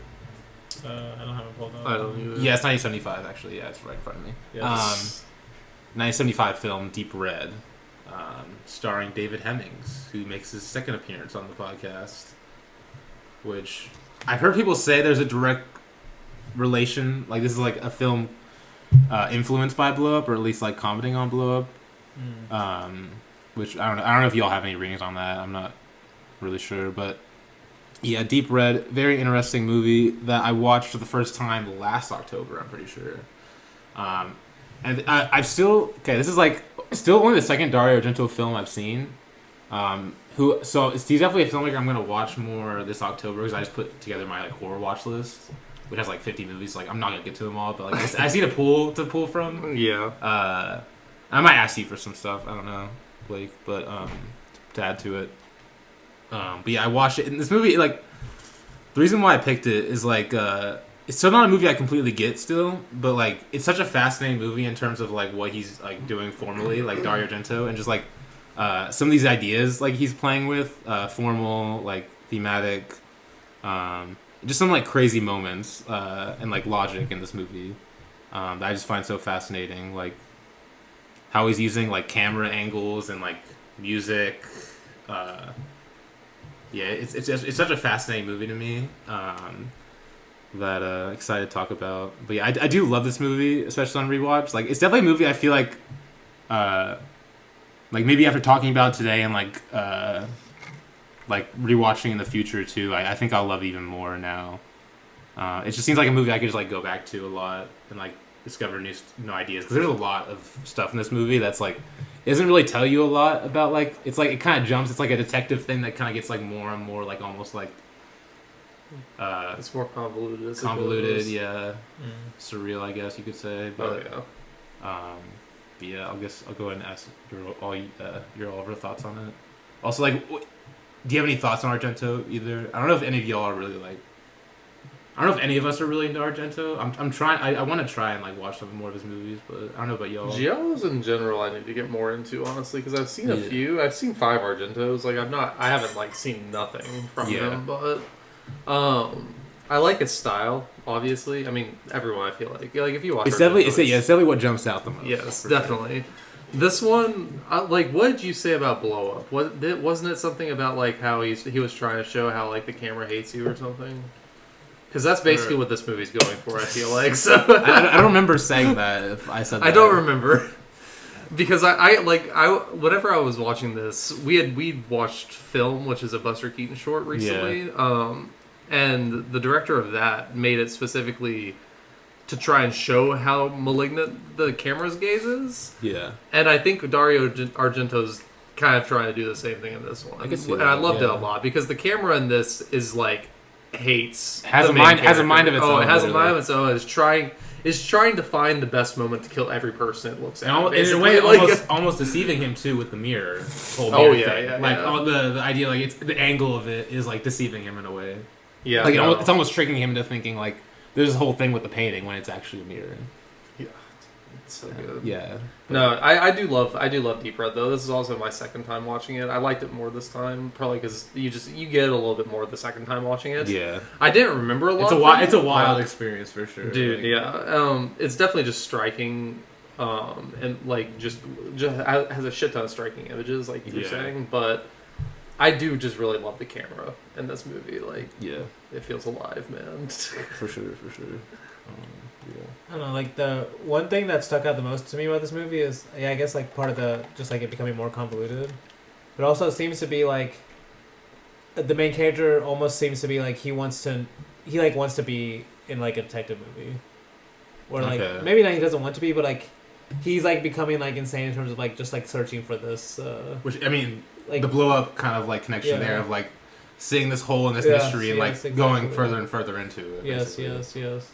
Like, especially, like, when he's, like, going to the house when it's, like, clearly, like when the girl's, like, clearly, like, creepy and stuff, but he's, like, just ignoring all the signs and just, like, keeps going forward, you know? Yeah. But... Like, it's because he's an artist, too. That's a big part of it, too. Like. But this is my first... I don't know. I've seen Suspiria, I guess, a while ago. That's the other Argento film I saw. I wasn't huge on Suspiria, but I need to rewatch it. But I did like the style of this one a lot more. Like, just the use of, like, the electric guitar music. Like, that music is insane. And honestly, the score is really good too. I'm excited. Like, it's gonna be a weird movie to talk about, honestly. Yeah, but it's like because like there are plot points, but do they really lead anywhere? Like, Yeah, it's mainly moments really, and like, because in a way also like if we're talking like more just like what the movie's about, like it's definitely like it's still like kind of unclear to me right now. Like hoping like maybe we talk through it, we could like discover some stuff. Yeah, because like, I do like that part where like we see like the crazy we find out like the crazy son, Carlo or something. Rico, Yeah, I think, Carlo. Carlo. Carlo, like he's like the killer or something. Yeah. But then when he like comes back to that courtyard with that statue, that huge statue, Yeah. like he's like thinking, and he's like, He has that wait a epiphany. second, like wait a second, because I think that's part of what the movie's about is like that idea of the epiphany. Yeah. Because there's also the other guy too, like the theater guy, the balding guy, or like the guy like who's like he's like a magician or something. I don't know what he is exactly. I forgot. the guy that's with the clairvoyant girl. Yeah, at the beginning. Okay, yeah, no, he's not balding, but he has the like he's okay. Oh, is he balding? I thought he was for a second, but I actually don't think he. I thought he. No, there's one of the guys who's balding, but I think it's the guy with the longer hair. Longer hair, yes. I know where which he's guy like you're talking the about, shower scene where he Yeah. realizes too with the fog. Damn, yeah. He also has that like epiphany moment too, and that's why I was like, it feels like it's something about a commentary of like people that watch like these types of movies, where that's what they're looking for. You know, that moment where everything clicks in the movie. Yeah. And like this movie almost like doesn't give you that, like because even when Yeah, it's that's like a good point. That's a good point, actually. I don't know. Maybe you could say it does in a way. I don't know with the mirror thing where you kind of realize like when you realize the painting's actually a mirror. Yeah. It's interesting. But like I don't know. Does it even make sense for that mom to be the killer too? Like. Yeah, I guess it does, but kind of. I mean, like it gives you like kind of like one like little backstory. it doesn't. It's not a satisfying one, I guess. I guess yeah, traditionally satisfying. Yeah, but I still maybe that's what he's going for, I guess. Yeah, like in a way, he's almost like creating this like illusionatory world in a way. I feel like too, Yes. which maybe has something to do with like his blindness to see things. You know, And like it's then almost there's a lot consumed by these things in a way. And then there's like even just from the opening shot of the killing of like just with the use of shadow, Yeah. like the shadow that just comes in when it's, Damn. Yeah. it's just like really a lot of creative stuff like that way too. Oh, like yeah. I love the zoom lens. Dude, his Like, his going in form, and out and yeah. stuff. Some of his formal stuff in this movie is Yeah. just insane. But yeah, also since I mean, the horror elements too are very good because like there are actually some just like genuinely creepy ass moments in this movie, especially with the fucking like mannequin doll things. I don't even know what you call them. Them shits. Dude. I mean, it's like it's basically engineered to like freak me out, basically. 'Cause I'm just like yeah. already freaked out by that stuff. But like, Well, I love whatever the doll happens, like the reaction of the man, because like that's exactly how I would react in that Yeah, situation yeah. after smashing. I'd be like, "What the fuck?" Like, or like just Like, like yeah. basically like shocked. dude, like just the way it comes out of the fucking door. Yeah, dude, like, Jesus it's Christ. unbelievable. No, there are some great moments of just straight horror of just people dying in Yeah. horrific ways, and they're great. But Yeah. But yeah, I guess we can go ahead and get into it. It's definitely gonna be it's gonna be a bit hard to move through at points, but I'll do my best. But start off, we get a short shot at the beginning of we see a knife stabbing like a person, right? Or like The shadow anyway. the shadow. Someone getting stabbed. It's like this like quick scene like in the middle of the credits too. It's like a John Woo like you better be paying attention, buddy. Like you see the shadow and then like the knife falling at the Then the real child's guy's feet. falling. Yeah. which I mean I think it's him like obviously like this is obviously the scene of like of the flashback of like the mom murdering the father. Yes. what we see later in the movie. Yeah, which kind of flips it on its head because from the way the shoes and the socks are, you think it's a girl. I feel like at least I did. So in a way, he's like almost like trying to like confuse you there in a way, like just like just trying to like obscure it in a way. Okay, yes. But yeah, basically we're introduced to this guy, played by David Hemmings, who was in Blow Up. I know you like said you hated him in Blow Up. I remember you saying like you hate his character so much, like you thought he was really annoying.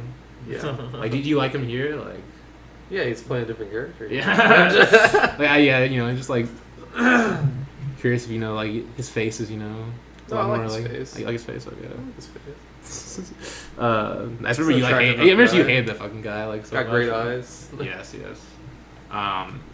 Yeah, we get like the clairvoyant like magician type scene of this girl basically. There's a scene in this in Flame movie, of course he has like one of these. Like he has one in like 8.5, right? Of like one of these like telepathic like people who like who'll be able. I think they're clairvoyants. Is that what they're called, or I like think so. something like that? Psychics. Yeah, that's. Yeah, I should have said that actually. but yeah, basically, she's like it's like a conference type deal. But pretty much like she's like doing all this like guessing like what the people are like holding in their pockets or whatever, and then she has this like kind of like I guess epiphany as you said, like where it's like it's so confusing. It's like this one's just a vision basically. Yeah, or like a vision something. She says she can like feel death. Yeah. Yeah, it's like she can hear a children's song, which I mean it comes back quite a bit in the movie. But she's like there's a killer among here. You're like in this like it's like not giving you really any like pre-context of like is this mother in that audience? She is. Well, she's like I think is she in the audience? Well, I mean, if the camera gets up and moves, and the camera has her a lot. Oh, okay, movie, yeah. So you assume that she is in the audience, but that's a good point actually, because the camera goes to the bathroom, right? Yeah. And then you see like the gloves, because they use a POV shots. Well, very interesting. the thing is he's also fucking with you in this scene because she goes in the bathroom as the men's bathroom. Yeah. Okay, no, because no, the killer's both of them. Oh, the son is both and of them. Yeah, technically is both. But Yeah. it's the son being controlled by the mother. So she's like the mastermind. But so it's see, confusing in that way. It's also confusing because I don't know if Carlos killed anyone else. Honestly, like he might have, but I think he was just killing, about to kill his friend because, or like our main character because he was about to catch the mom, and he doesn't want. That could be. I don't know. But they might also just be it together because they're both. But it doesn't tell you that. Yeah, it doesn't tell you. Like, that's like a big part of it. But yeah, the camera's like, oh, dude, the way that he like positions the camera as a POV shot where it's like obvious like it's like someone stalking them.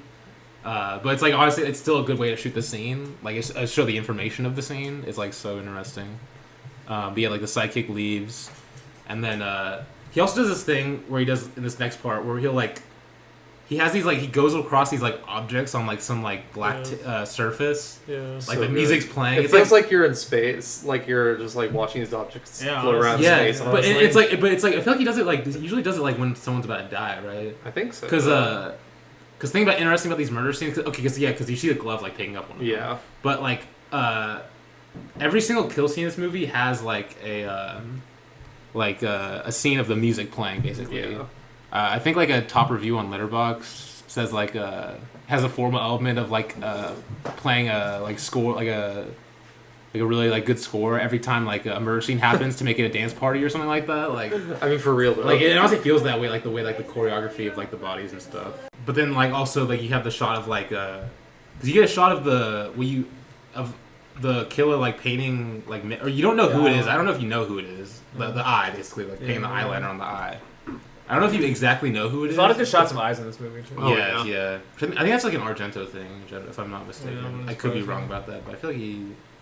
I think so, but yeah, well, you see five of them, right? See five. But yeah, we get the murder scene basically of the like sidekick girl, with like the row of paintings. Like these sets are so insane. Mm-hmm. Like it's unbelievable. Like honestly, my favorite one though might be like the outside area though. Like the way it's like, it almost looks like what's the Edward Hopper? Is it Edward Hopper painting with like of like the, this like the restaurant cafe thing? Yes, it's like I know. He might literally be recreating that painting because like the cafe in the background of that scene of like the outside set, it's crazy. But yeah, we see like the killer like walking up to the psychic girl, and then like we see David Hemmings basically walking the street and then running into Carlo, right? Carlo, yeah. Who's just plastered drunk. But like Carlo's also like talking about how they're like, because they're like talking and like he's like we differ politically, like he's talking about like how like something about like David Hemmings like the bourgeois and he's like the proletariat or something. Which I don't know what he's like trying to say with that, but like but yeah, they're like he's like basically this guy's drunk as hell, and then like they hear like a scream. Well, yeah. Do they hear? No, they hear a scream first, and then like he gets all freaked out, and Carlo's just over there going like, "I salute you, deflowered virgin," or whoever. He's like saying that. It's just like he's just. But dude, the shot of I think you said like the zoom lens of like him seeing her in the window and like zooming in, like she's in like the cuts he does, and like and then like of course I mean, like I need you to like rate all the kills in this movie because I feel like you're a big like kills guy. Like you like feel like you have like a. You've seen like enough horror movies where you're like you can appreciate different kills, and the kills in this movie are like insane. Oh, the kills in this movie are really good. And this one is because like when he pushes her through the glass and shit, and like you can like see she falls on the glass. I think. Well, you can he makes sure you can see that. So. Doesn't he like push her though, or like just no, like, yeah, he like shoves her in the glass, and her chin falls. Yeah, it's like just like goes inside of her. Yeah, it's gore. This movie's gory. Oh yeah, but I love it because it has like the Godardian like really bright red blood. Thank God. Cats are going insane. Cats are going crazy. Zoomies. So. They're chasing some bug that came inside. Okay. Cats, of course. This is a Florentine staple. The cats interrupting. Yeah, true. But I love like the bright red paint that you can obviously tell is fake. Like it's something like Godard uses a lot. Like it's so like it just pops out really well. Honestly, yeah. Like it's obviously he's not. Especially this movie's called Deep Red. Yeah. The way. Yeah. Damn, good point. Yeah, there's a lot of very like striking reds, of course, in this movie, and all colors really. But like, I guess that makes the red pop out even more. But yeah, basically he like runs to go like save her, David Hemmings, and then we get like the shot of because he like there's like this hall of paintings basically, and he's running through it, and then he's like looking at the paintings, and you see basically it's such an insignificant shot you miss it the first time of like the one painting of the it's a mirror you find out. Mirror, yeah. But it has the killer's face in the. He literally is like showing you the killer at the beginning of the movie. Yeah. See, I didn't even realize that. But you don't. I don't realize. Yeah, that. you never. You're not supposed to. I don't think, so. at least like. You're supposed like if you were very observant, you would probably realize it. But even this very observant man realizes he missed something. He just doesn't know what it is. He has to. He has to. He's like obsessed with it. Yeah. And like obviously, if you look at it, like it obviously like looks like a paint. Like looks like a person. Like as a person, but like if you're going by really fast and like in the moment, of course, like you saw fucking murder, like. You just assume the face was on the painting. Yeah, you assume like every other face in the. Yeah. I mean, the hall is full of these like they're creepy ass paintings too. Honestly, I love them. But yeah, he doesn't get to her in time. She's dead, and then basically like the police are there. He's like the witness, basically. But see, he's the witness, but he could also easily be the murderer. True. Yeah. And that's something that I feel like Argento plays with this entire movie because. You never see him in the same place, really. I guess you do. Like, the very first murder, he obviously is not the murderer. But the police never know that. The police always have a slight... At least the main guy always has, like, the slight suspicion of him. Because he was at the police station for, like, 4 hours after this? No, yeah, the way the investigator is, like, eating the sandwich, like... Oh, man. He's like looking at him like he's bait. He's such an asshole, too. I love it. He's got such a good face. No, yeah, the Italians all do, I feel like. But yeah, like, he's talking to the investigator, like... He's like, oh yeah, like this painting I saw is not here anymore. Like, did someone move it? He's obsessed. He's like, it's like a thing in this movie. He like becomes obsessed with this painting. Yes. Like he knows something. Like the painting has like the key or something. Yeah, something like that. Like it's like the fucking the shot, like the photograph and blow up. Like he's obsessed with this idea. Like, but I think he can get to the heart of it. Like he has this like ego to him in a way. Kind of goes to what Daniel was saying. If this guy wants to be in this type of movie, so. Yeah, or just like why do people watch like this kind of movie? Yeah, to kind of have that kind of like where the key, this will make the whole movie make sense. Yeah. So then the news reporter shows up. She's like an important character. She's also really funny. Like the way she like they're like kind of like dichotomy because like he's like this. He's not basically. Like wait, say that again. I said she's definitely more of a left wing like feminist type. Yeah, but he's more of a like she's like a strong stuck in his like traditional independent ways, woman, like strong independent woman. Yeah. He's like like doesn't want to submit to her. And then like there's the insane shot of like when she takes the picture of him, and then like it's kind of a similar shot in fucking Night of the Hunter when he goes in the circle with Mitchum. When she takes the photo and you see the square, it's a black it's just surface, and except for the square with his head. Yeah, that was camera's view. Which obviously comes back to bite him. The fact that she took a picture of him, posted it in the fucking newspaper. The killer's like sees that and is like, oh shit, time to go to work. Also, we should also mention like I think this is the subject of this next scene when the fucking what's it? I always forget his name. It's Nico, right? Carlo? Or Carlo. Fuck. Carlo. Why I keep forgetting his name. I don't know why. But like he goes back to Carlo. Of course, is still out drunk, and so like I think this is when he's like telling him like, oh yeah, do you like did you because he saw the killer walking past Carlo, or at least like near him. Yeah. So he's like asking Carlo, like, do you see a murderer? Like, but like. See, that's why he realizes it couldn't have been Carlo. Yes, well, yeah, that's the As epiphany the later, other- yeah, yes. which is amazing, like scene, Yeah. and like the way they're like, because they're like talking, and then like he like zooms out, and you see that just like that huge like statue. Oh, Yes, it's amazing. yes. Like, it's, Yeah. No, it is great. It's Yeah, like it's- like a long take too. yeah, it's a long take, yeah. Like he has so many insane shots in this movie, it's crazy. But yeah, like basically this is the start of kind of the investigation where he's like kind of teaming up with like the news reporter girl because they go to like the funeral, and then like it's like started their relationship. They're like driving around and stuff. But then I think because yeah they're going back to like the fucking like conference thing. They're basically going all around the place to just like try and find like clues, like trying to find a lead. There's also this great shot of like the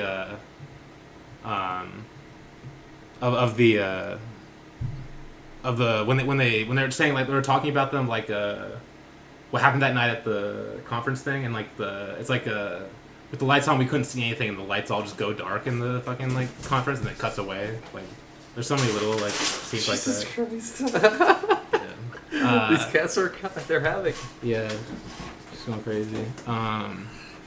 But yeah, I think because they also have the great arm wrestling scene where like she like cheats against him. Like No, she was legit. she's like like I love how he gets so defensive after losing both times because he's Yeah. just like, no, you cheat or whatever. But then he's like, no, men are like, we've always been the most intelligent of the species. Like that's our strong suit. Yeah. Oh my god. But then he's like still going around. Like he goes to Carlo's mother's house. He's like trying to find Carlo actually. And this is when he goes to his mother's house to try and find him because apparently he lives with his mother basically. And this lady she's weird. It's almost like she's the killer or something. Because I do think he's actually teasing the other, like the independent woman to be the Yes, yeah, he definitely killer is. multiple times. Like there's something with the eyeliner we see early on. Like, Yeah. her eyeliner too. Where like I think there's like and then later on obviously where we find like after he gets knocked out of the house and she's like the first person there. Yeah. And there's also this interesting thing with this mother where she was like used to be like an actress. Yeah. But I'm pretty sure I need to double check this. I've got to double check this basically. That because he has like cuts to like pictures of her.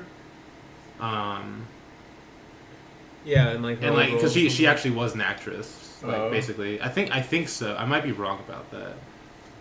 Because I feel like I've seen her in movies before. Her face. But I could be wrong about that.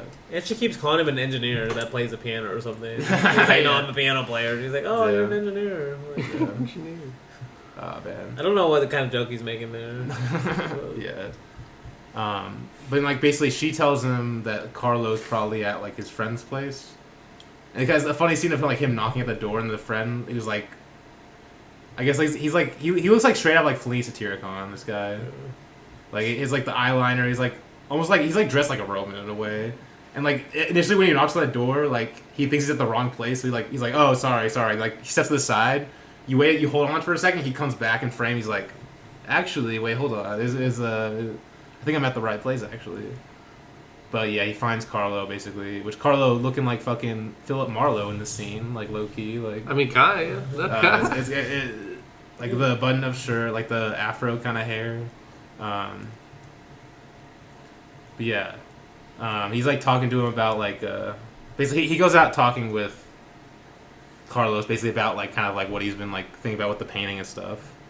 I think he's like, to me he's almost like trying to find something out of nothing because like, it feels like he's like running out, like he couldn't find anything basically. Like he's trying to exhaust every last option. He's like almost asking Carlos for like philosophical help too. Like like say what you said about like mind and memory, matter or mind and memory or something like that. Like it's pretty funny. Carl was like, I was drunk off my ass. Yeah. Damn. Yeah, they go to this like bar and stuff, but like we see a quick shot of like the news basically where it's like, oh, the eyewitness here is identified, you know, and it shows him. Of course, this is like when there's a killer like this on the loose, like obviously like they can't leave any witnesses. So we get honestly one of the best scenes in the movie and like one of the most tense scenes in the movie with him at the piano with the killer like stalking him. I mean, oh dude, there's so many insane shots in this scene. Like first of all, he's like showing like the gears on the piano and then like the close-up shots of the piano keys going down with him playing it. And he's like hearing like strange noises and stuff. He's like paranoid, like the way it's like cutting and stuff. It's like cutting like really rapidly, like really repetitively. Like you're almost like you don't know what's about to happen. And like you get of course the cuts to the POV shots too. But yeah, it gets like really tense and then you can tell like he's going back and forth. You can tell like he's not really like saying anything, but you can tell he's going back and forth of whether or not he's like tripping or not. And like of course the great shot of like the sweat going down too. But finally, you know, like all the like pressure is relieved basically when the telephone goes off. Well, and, he does know that someone's in there because the shadow appears at the door. Okay, yeah, the shadow does appear. Yeah, and then the phone rings, and then he like hops up and locks the door. Yeah, and then when he's like talking on the phone, you hear the voice at the end of the door, like "I'll kill you sooner or later," like just in time.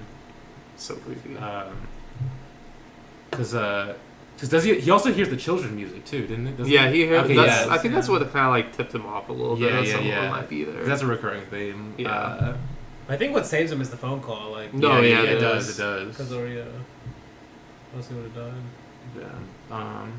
Hey, he had a little statue. He might have been able to defend himself. You know. The next shot too is like him like carrying the like, I think it's like a collection of like children's rhymes or something because he sees that as a lead. Yeah. Now. Like he's like this is the new lead. You know, I gotta go look at like children's rhymes or something, nursery rhymes, to find something. Yeah, he's like going. He like goes back to the one guy. I forgot what his name is. The clairvoyant assistant guy. That's what I'm gonna call it. The psychic assistant guy, pretty much. But basically, I think this is the professor guy. Isn't he a professor? He might be professor. I'm not sure. Yeah, professor something. But he was sitting with the psychic. Yeah. Okay. Makes sense. But yeah. And so basically, and then he's like he basically finds this like folklore book basically is his lead he gets from the children's song,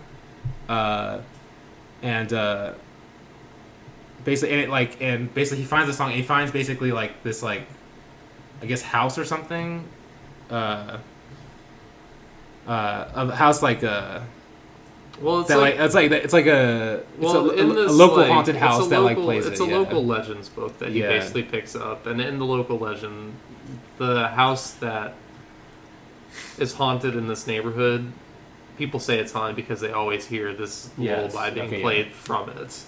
And then I guess I don't know if we find out in this scene or like later, obviously, that someone's like the only person that tried to like live there died, but it's like because then he like tries to like visit the like author of the book. Yeah, next victim. Yeah, it's like so cruel that way. It's like she had nothing to do with the plot at all. Like literally does. She was just chilling. She just wrote the book that like. But yeah, it's honestly such. This scene's so creepy. Because he didn't even arrived yet either. Like it's almost like the killer really like saw. I think it's basically the killer saw him reading the book. Yeah. Well, he says he says this multiple times, like to the reporter, like I'm not going to tell you my next move because this person's always one step ahead of me, and I have no idea how. Basically. But damn, like the author like this like old lady's like going like leaving her house, like he's like see you tomorrow. Like she walks back in, sees the fucking like babies, the doll baby things like hanging from the ceiling. Oh, it's so creepy. This old lady works fast. Apparently. I mean, like how is she hanging that thing so fast? She's amazing. Oh my god, like like the way the camera's moving through the house, and like you see the shot of the eye in the darkness, like in the closet. In the closet, as she's looking like through. That's such a like, creepy ass behind shot, it. dude. Damn. And like when she's like trying to take one down, the head falls off. Like, and we get. I mean, another connection between these two scenes: the bird and the birdcage. Both have shots of that. Yeah, like the lights turn off basically, and she dead. No, but the shot of the shadow behind her, and then like it shows like the like flashlight thing to like the red flashlight. Like the killer basically hits her from behind. She's like, and then she calls to the bathroom, and basically like the killer drowns her basically. It's bad. This one's good. Like this is a very brutal kill. No, like the way like her eyes look and shit, like their face too. Like it's brutal. Like because she gets beat up first a little bit, enough to like knock her down and to make sure that she doesn't move, and then the killer turns on hot water. I assume to make it more painful. Yeah, it's like drowning. Like I don't know. shit. Like it's for real. It's not bro. like Jesus. It's not like the killer interrogates her, right? No, like, she's just using hot water to make it like hurt worse. It feels like drowning her at the same time. Like damn. Jokes on her though. Nah, dude. The makeup in this movie too. We gotta mention was like absurd. Oh. Like especially in this scene, like the way it's like her skin's like swollen and shit. It's disgusting. It's very gross. In a good way. It lives just long enough to write down who did it though. Yeah. Apparently. Damn. Did she write down a name? What did she write? We down? never see the name, Yeah. but you'd assume the professor got a name because he's the next death also. Yeah. But basically David Hemming's character arrives just too late. Sees her on the ground. Even more playing into the police's suspicion that he's definitely the killer too. So. Yeah, honestly. Damn. Like, yeah, honestly, it's like every, like, obvious character. It's like the character you least expect, basically, is the killer. I mean, yeah. like, it's like all the cliches are, like, not killer, in a way. But yeah, like, we get, like, David Hemming's, like, freaking out over this, like, to the news reporter girl, like, at this point, like, this is definitely where, like, watching the first time, you think it's the reporter girl, because he's, like, every time I tell someone, like, the way she's just sitting there listening to him, like, you're like, oh, she's definitely the killer now. Like, there's no way. I don't know. Do you think that, Danny? Like, she was definitely the killer, like, at this point? Not definitely. No, not definitely. But like, I think she's like the major suspect, probably. Major suspect. Yeah.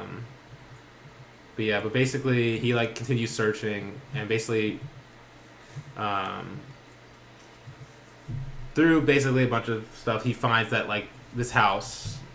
He basically he goes all detective on Yeah. this and just literally starts going to every nursery in a like local nursery to see who sold this specific type of tree that's not sold in this area ever. It's absurd. Like, he goes to such a like an extensive amount of detail to like try to track down this house after that late night. Yeah. And of course, like the shots of him like searching it too are so insane. Like at night, when he's like scaling the building and shit. Like, well, actually, before that, though, we get the kill. I think the death of the one guy. I feel like I've. You skip through a lot if we're already at the death of that one guy because. Or maybe it's like, I think he intercuts it. Actually, he intercuts the two of him searching the house and the guy dying. Well, because the professor dies after the professor goes and looks at the body. Because this professor, the professor's the one that gets killed next, right? I think so. Like the assistant? Yeah. Because David Hemmings is talking to him about the pointing the finger, like. Yeah. And like he's like, oh, maybe it's like pointing to your imagination or something. And he was like, I'll go check it out though. Yeah. And then he goes to check it out, obviously. He finds that he has his epiphany moment, like Danny said, or like you were saying. Of like the. Okay, yeah. But I don't know what I like the house part, yeah. Yeah. It does start scaling the houses. Okay, yeah, because the professor's investigating the. Yeah. Yes, okay, yeah. The professor's investigating and, like, figures out the word he's saying, and then this is when he's about to die. He's about to die. Like, his fate is sealed. But, like, yeah, it's basically. He intercuts now the scenes of him, like, exploring the abandoned house with the professor, like, dying, basically. Yeah. But yeah, the shots of the house are so insane. Like, the abandoned house, like the glass panes. And, like, how, like, big it is too is crazy. Well, I guess it makes sense that there's two killers during this moment too. Like it plays into Danny's. Yeah. That Carlo was obviously a killer as well, because they're in both locations. Because there's someone at this that's house. if they're at the same time though. Oh, too. that's true. That's true. Which I mean, it never explicitly says, but not him. Like, yeah, him. The music starting to play, and then him like scratching off the wall to like the fucking like doll with like a knife. It's like kind of funny in a way. Like, that painting is creepy though. No, it is creepy or though. That mural or whatever. Damn. It's so insane. Cause like it's like, and then like it turns in. He like basically like somehow he knows like also there's like a hidden wall or something that he needs to like knock down too. But before that actually, this is when like the death of the professor happens. Which as I said before, the fucking when he's like in the library, the study or whatever, and then like sees like the fucking like I don't even know what to call it, like the baby like tuxedo fucking doll thing. I mean, like, it's definitely just a ventriloquist doll. Yeah, Like that's what it looks like. Oh, like it's like walking. It's a mechanical. It's mechanical. Though, it's like walking sure. towards him and like smacks it, and like when it's on the ground, it's like still moving with its head in two pieces. Like this is literally like one of my worst nightmares. Oh yes, dude. That's like Hell like why I completely buy him just like standing there in shock and like kind of just like laughing at it, because like that's what I would do. I would have no other reaction to this. Yeah, like what do you even do at that point? Besides, like that's just pure terror, man. Damn.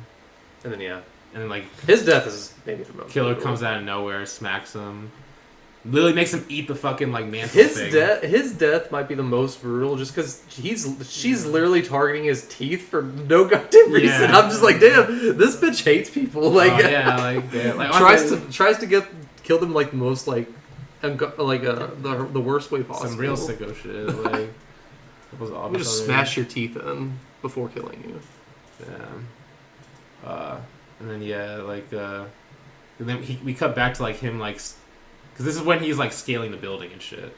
Because he somehow finds like there's like a hidden like room basically that's like sealed off.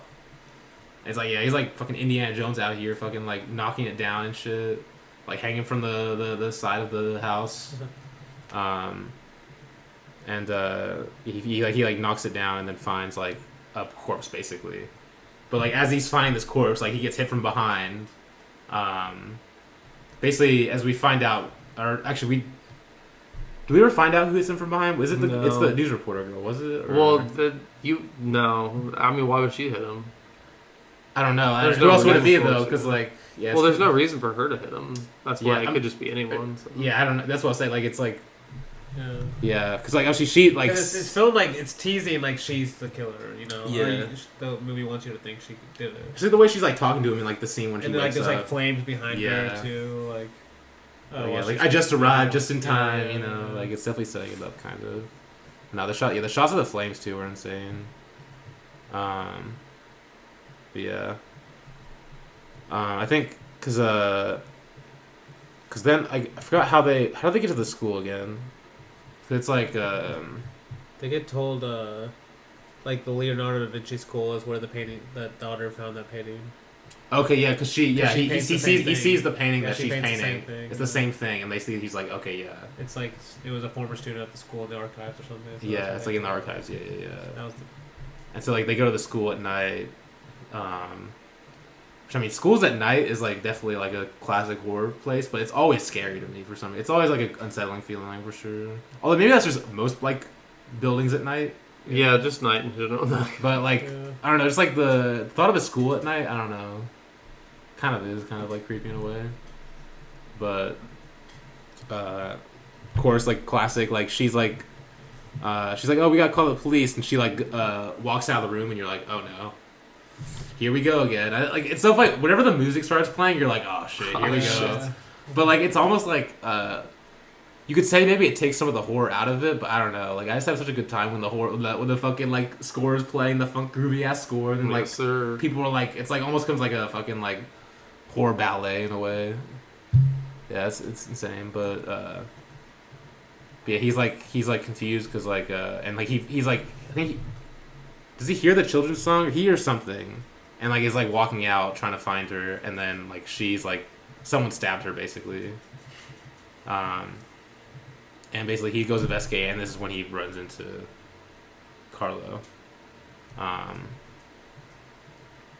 Yeah, and I mean, okay. Just the shot of the chalkboard Okay. swinging, like with Yeah. because we saw a baby doll earlier, and now it's like a guy drawn on chalkboard hanging, and then it's like swinging. Yeah. It's like a great shot, and like I think it zooms in on the face. Too. Damn, yeah. That has there's a lot of those shots, I feel like. But yeah, Carlos is like pointing the gun, like saying like I have to do this.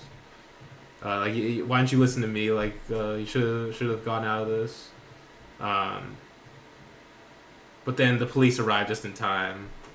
But honestly, I know you said that one girl's death is the most brutal, but his scene might be the most brutal as well.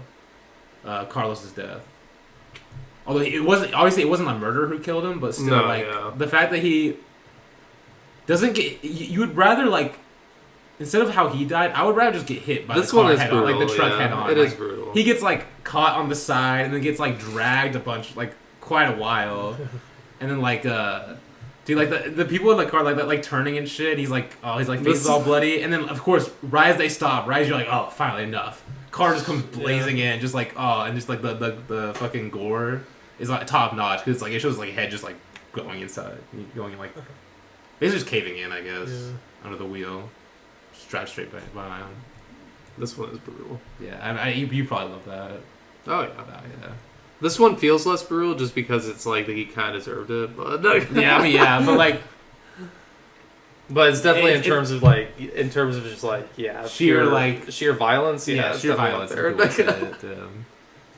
Because there's even like whenever he's getting dragged, even before he gets like his face driven over, he gets like knocked, like his head literally gets swung into a curb and he gets knocked out. And he's like like that. Absurd. Oh god! Like just hit me head on at that point. Let's get it over with. You know, like. Yeah, it's hilarious. But then I think this next scene is when like he has the epiphany moment, as you said, like the big epiphany moment where he like, oh, we found the killer. It has to be him. Basically, he was the one who was killing him.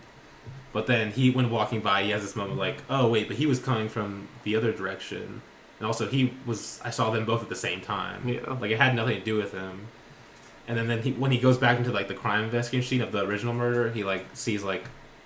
Oh, it was the painting of the woman I saw was actually the reflection of the killer. This is like a great jump scare, just a great jump scare type of moment because you're not expecting it at all, like because you're expecting a painting, but then all of a sudden you're just like the mirror shot of his flashback to the moment. It's just her face there, and you're like, holy fucking shit. Yeah, like what the fuck? Like she's here this whole time.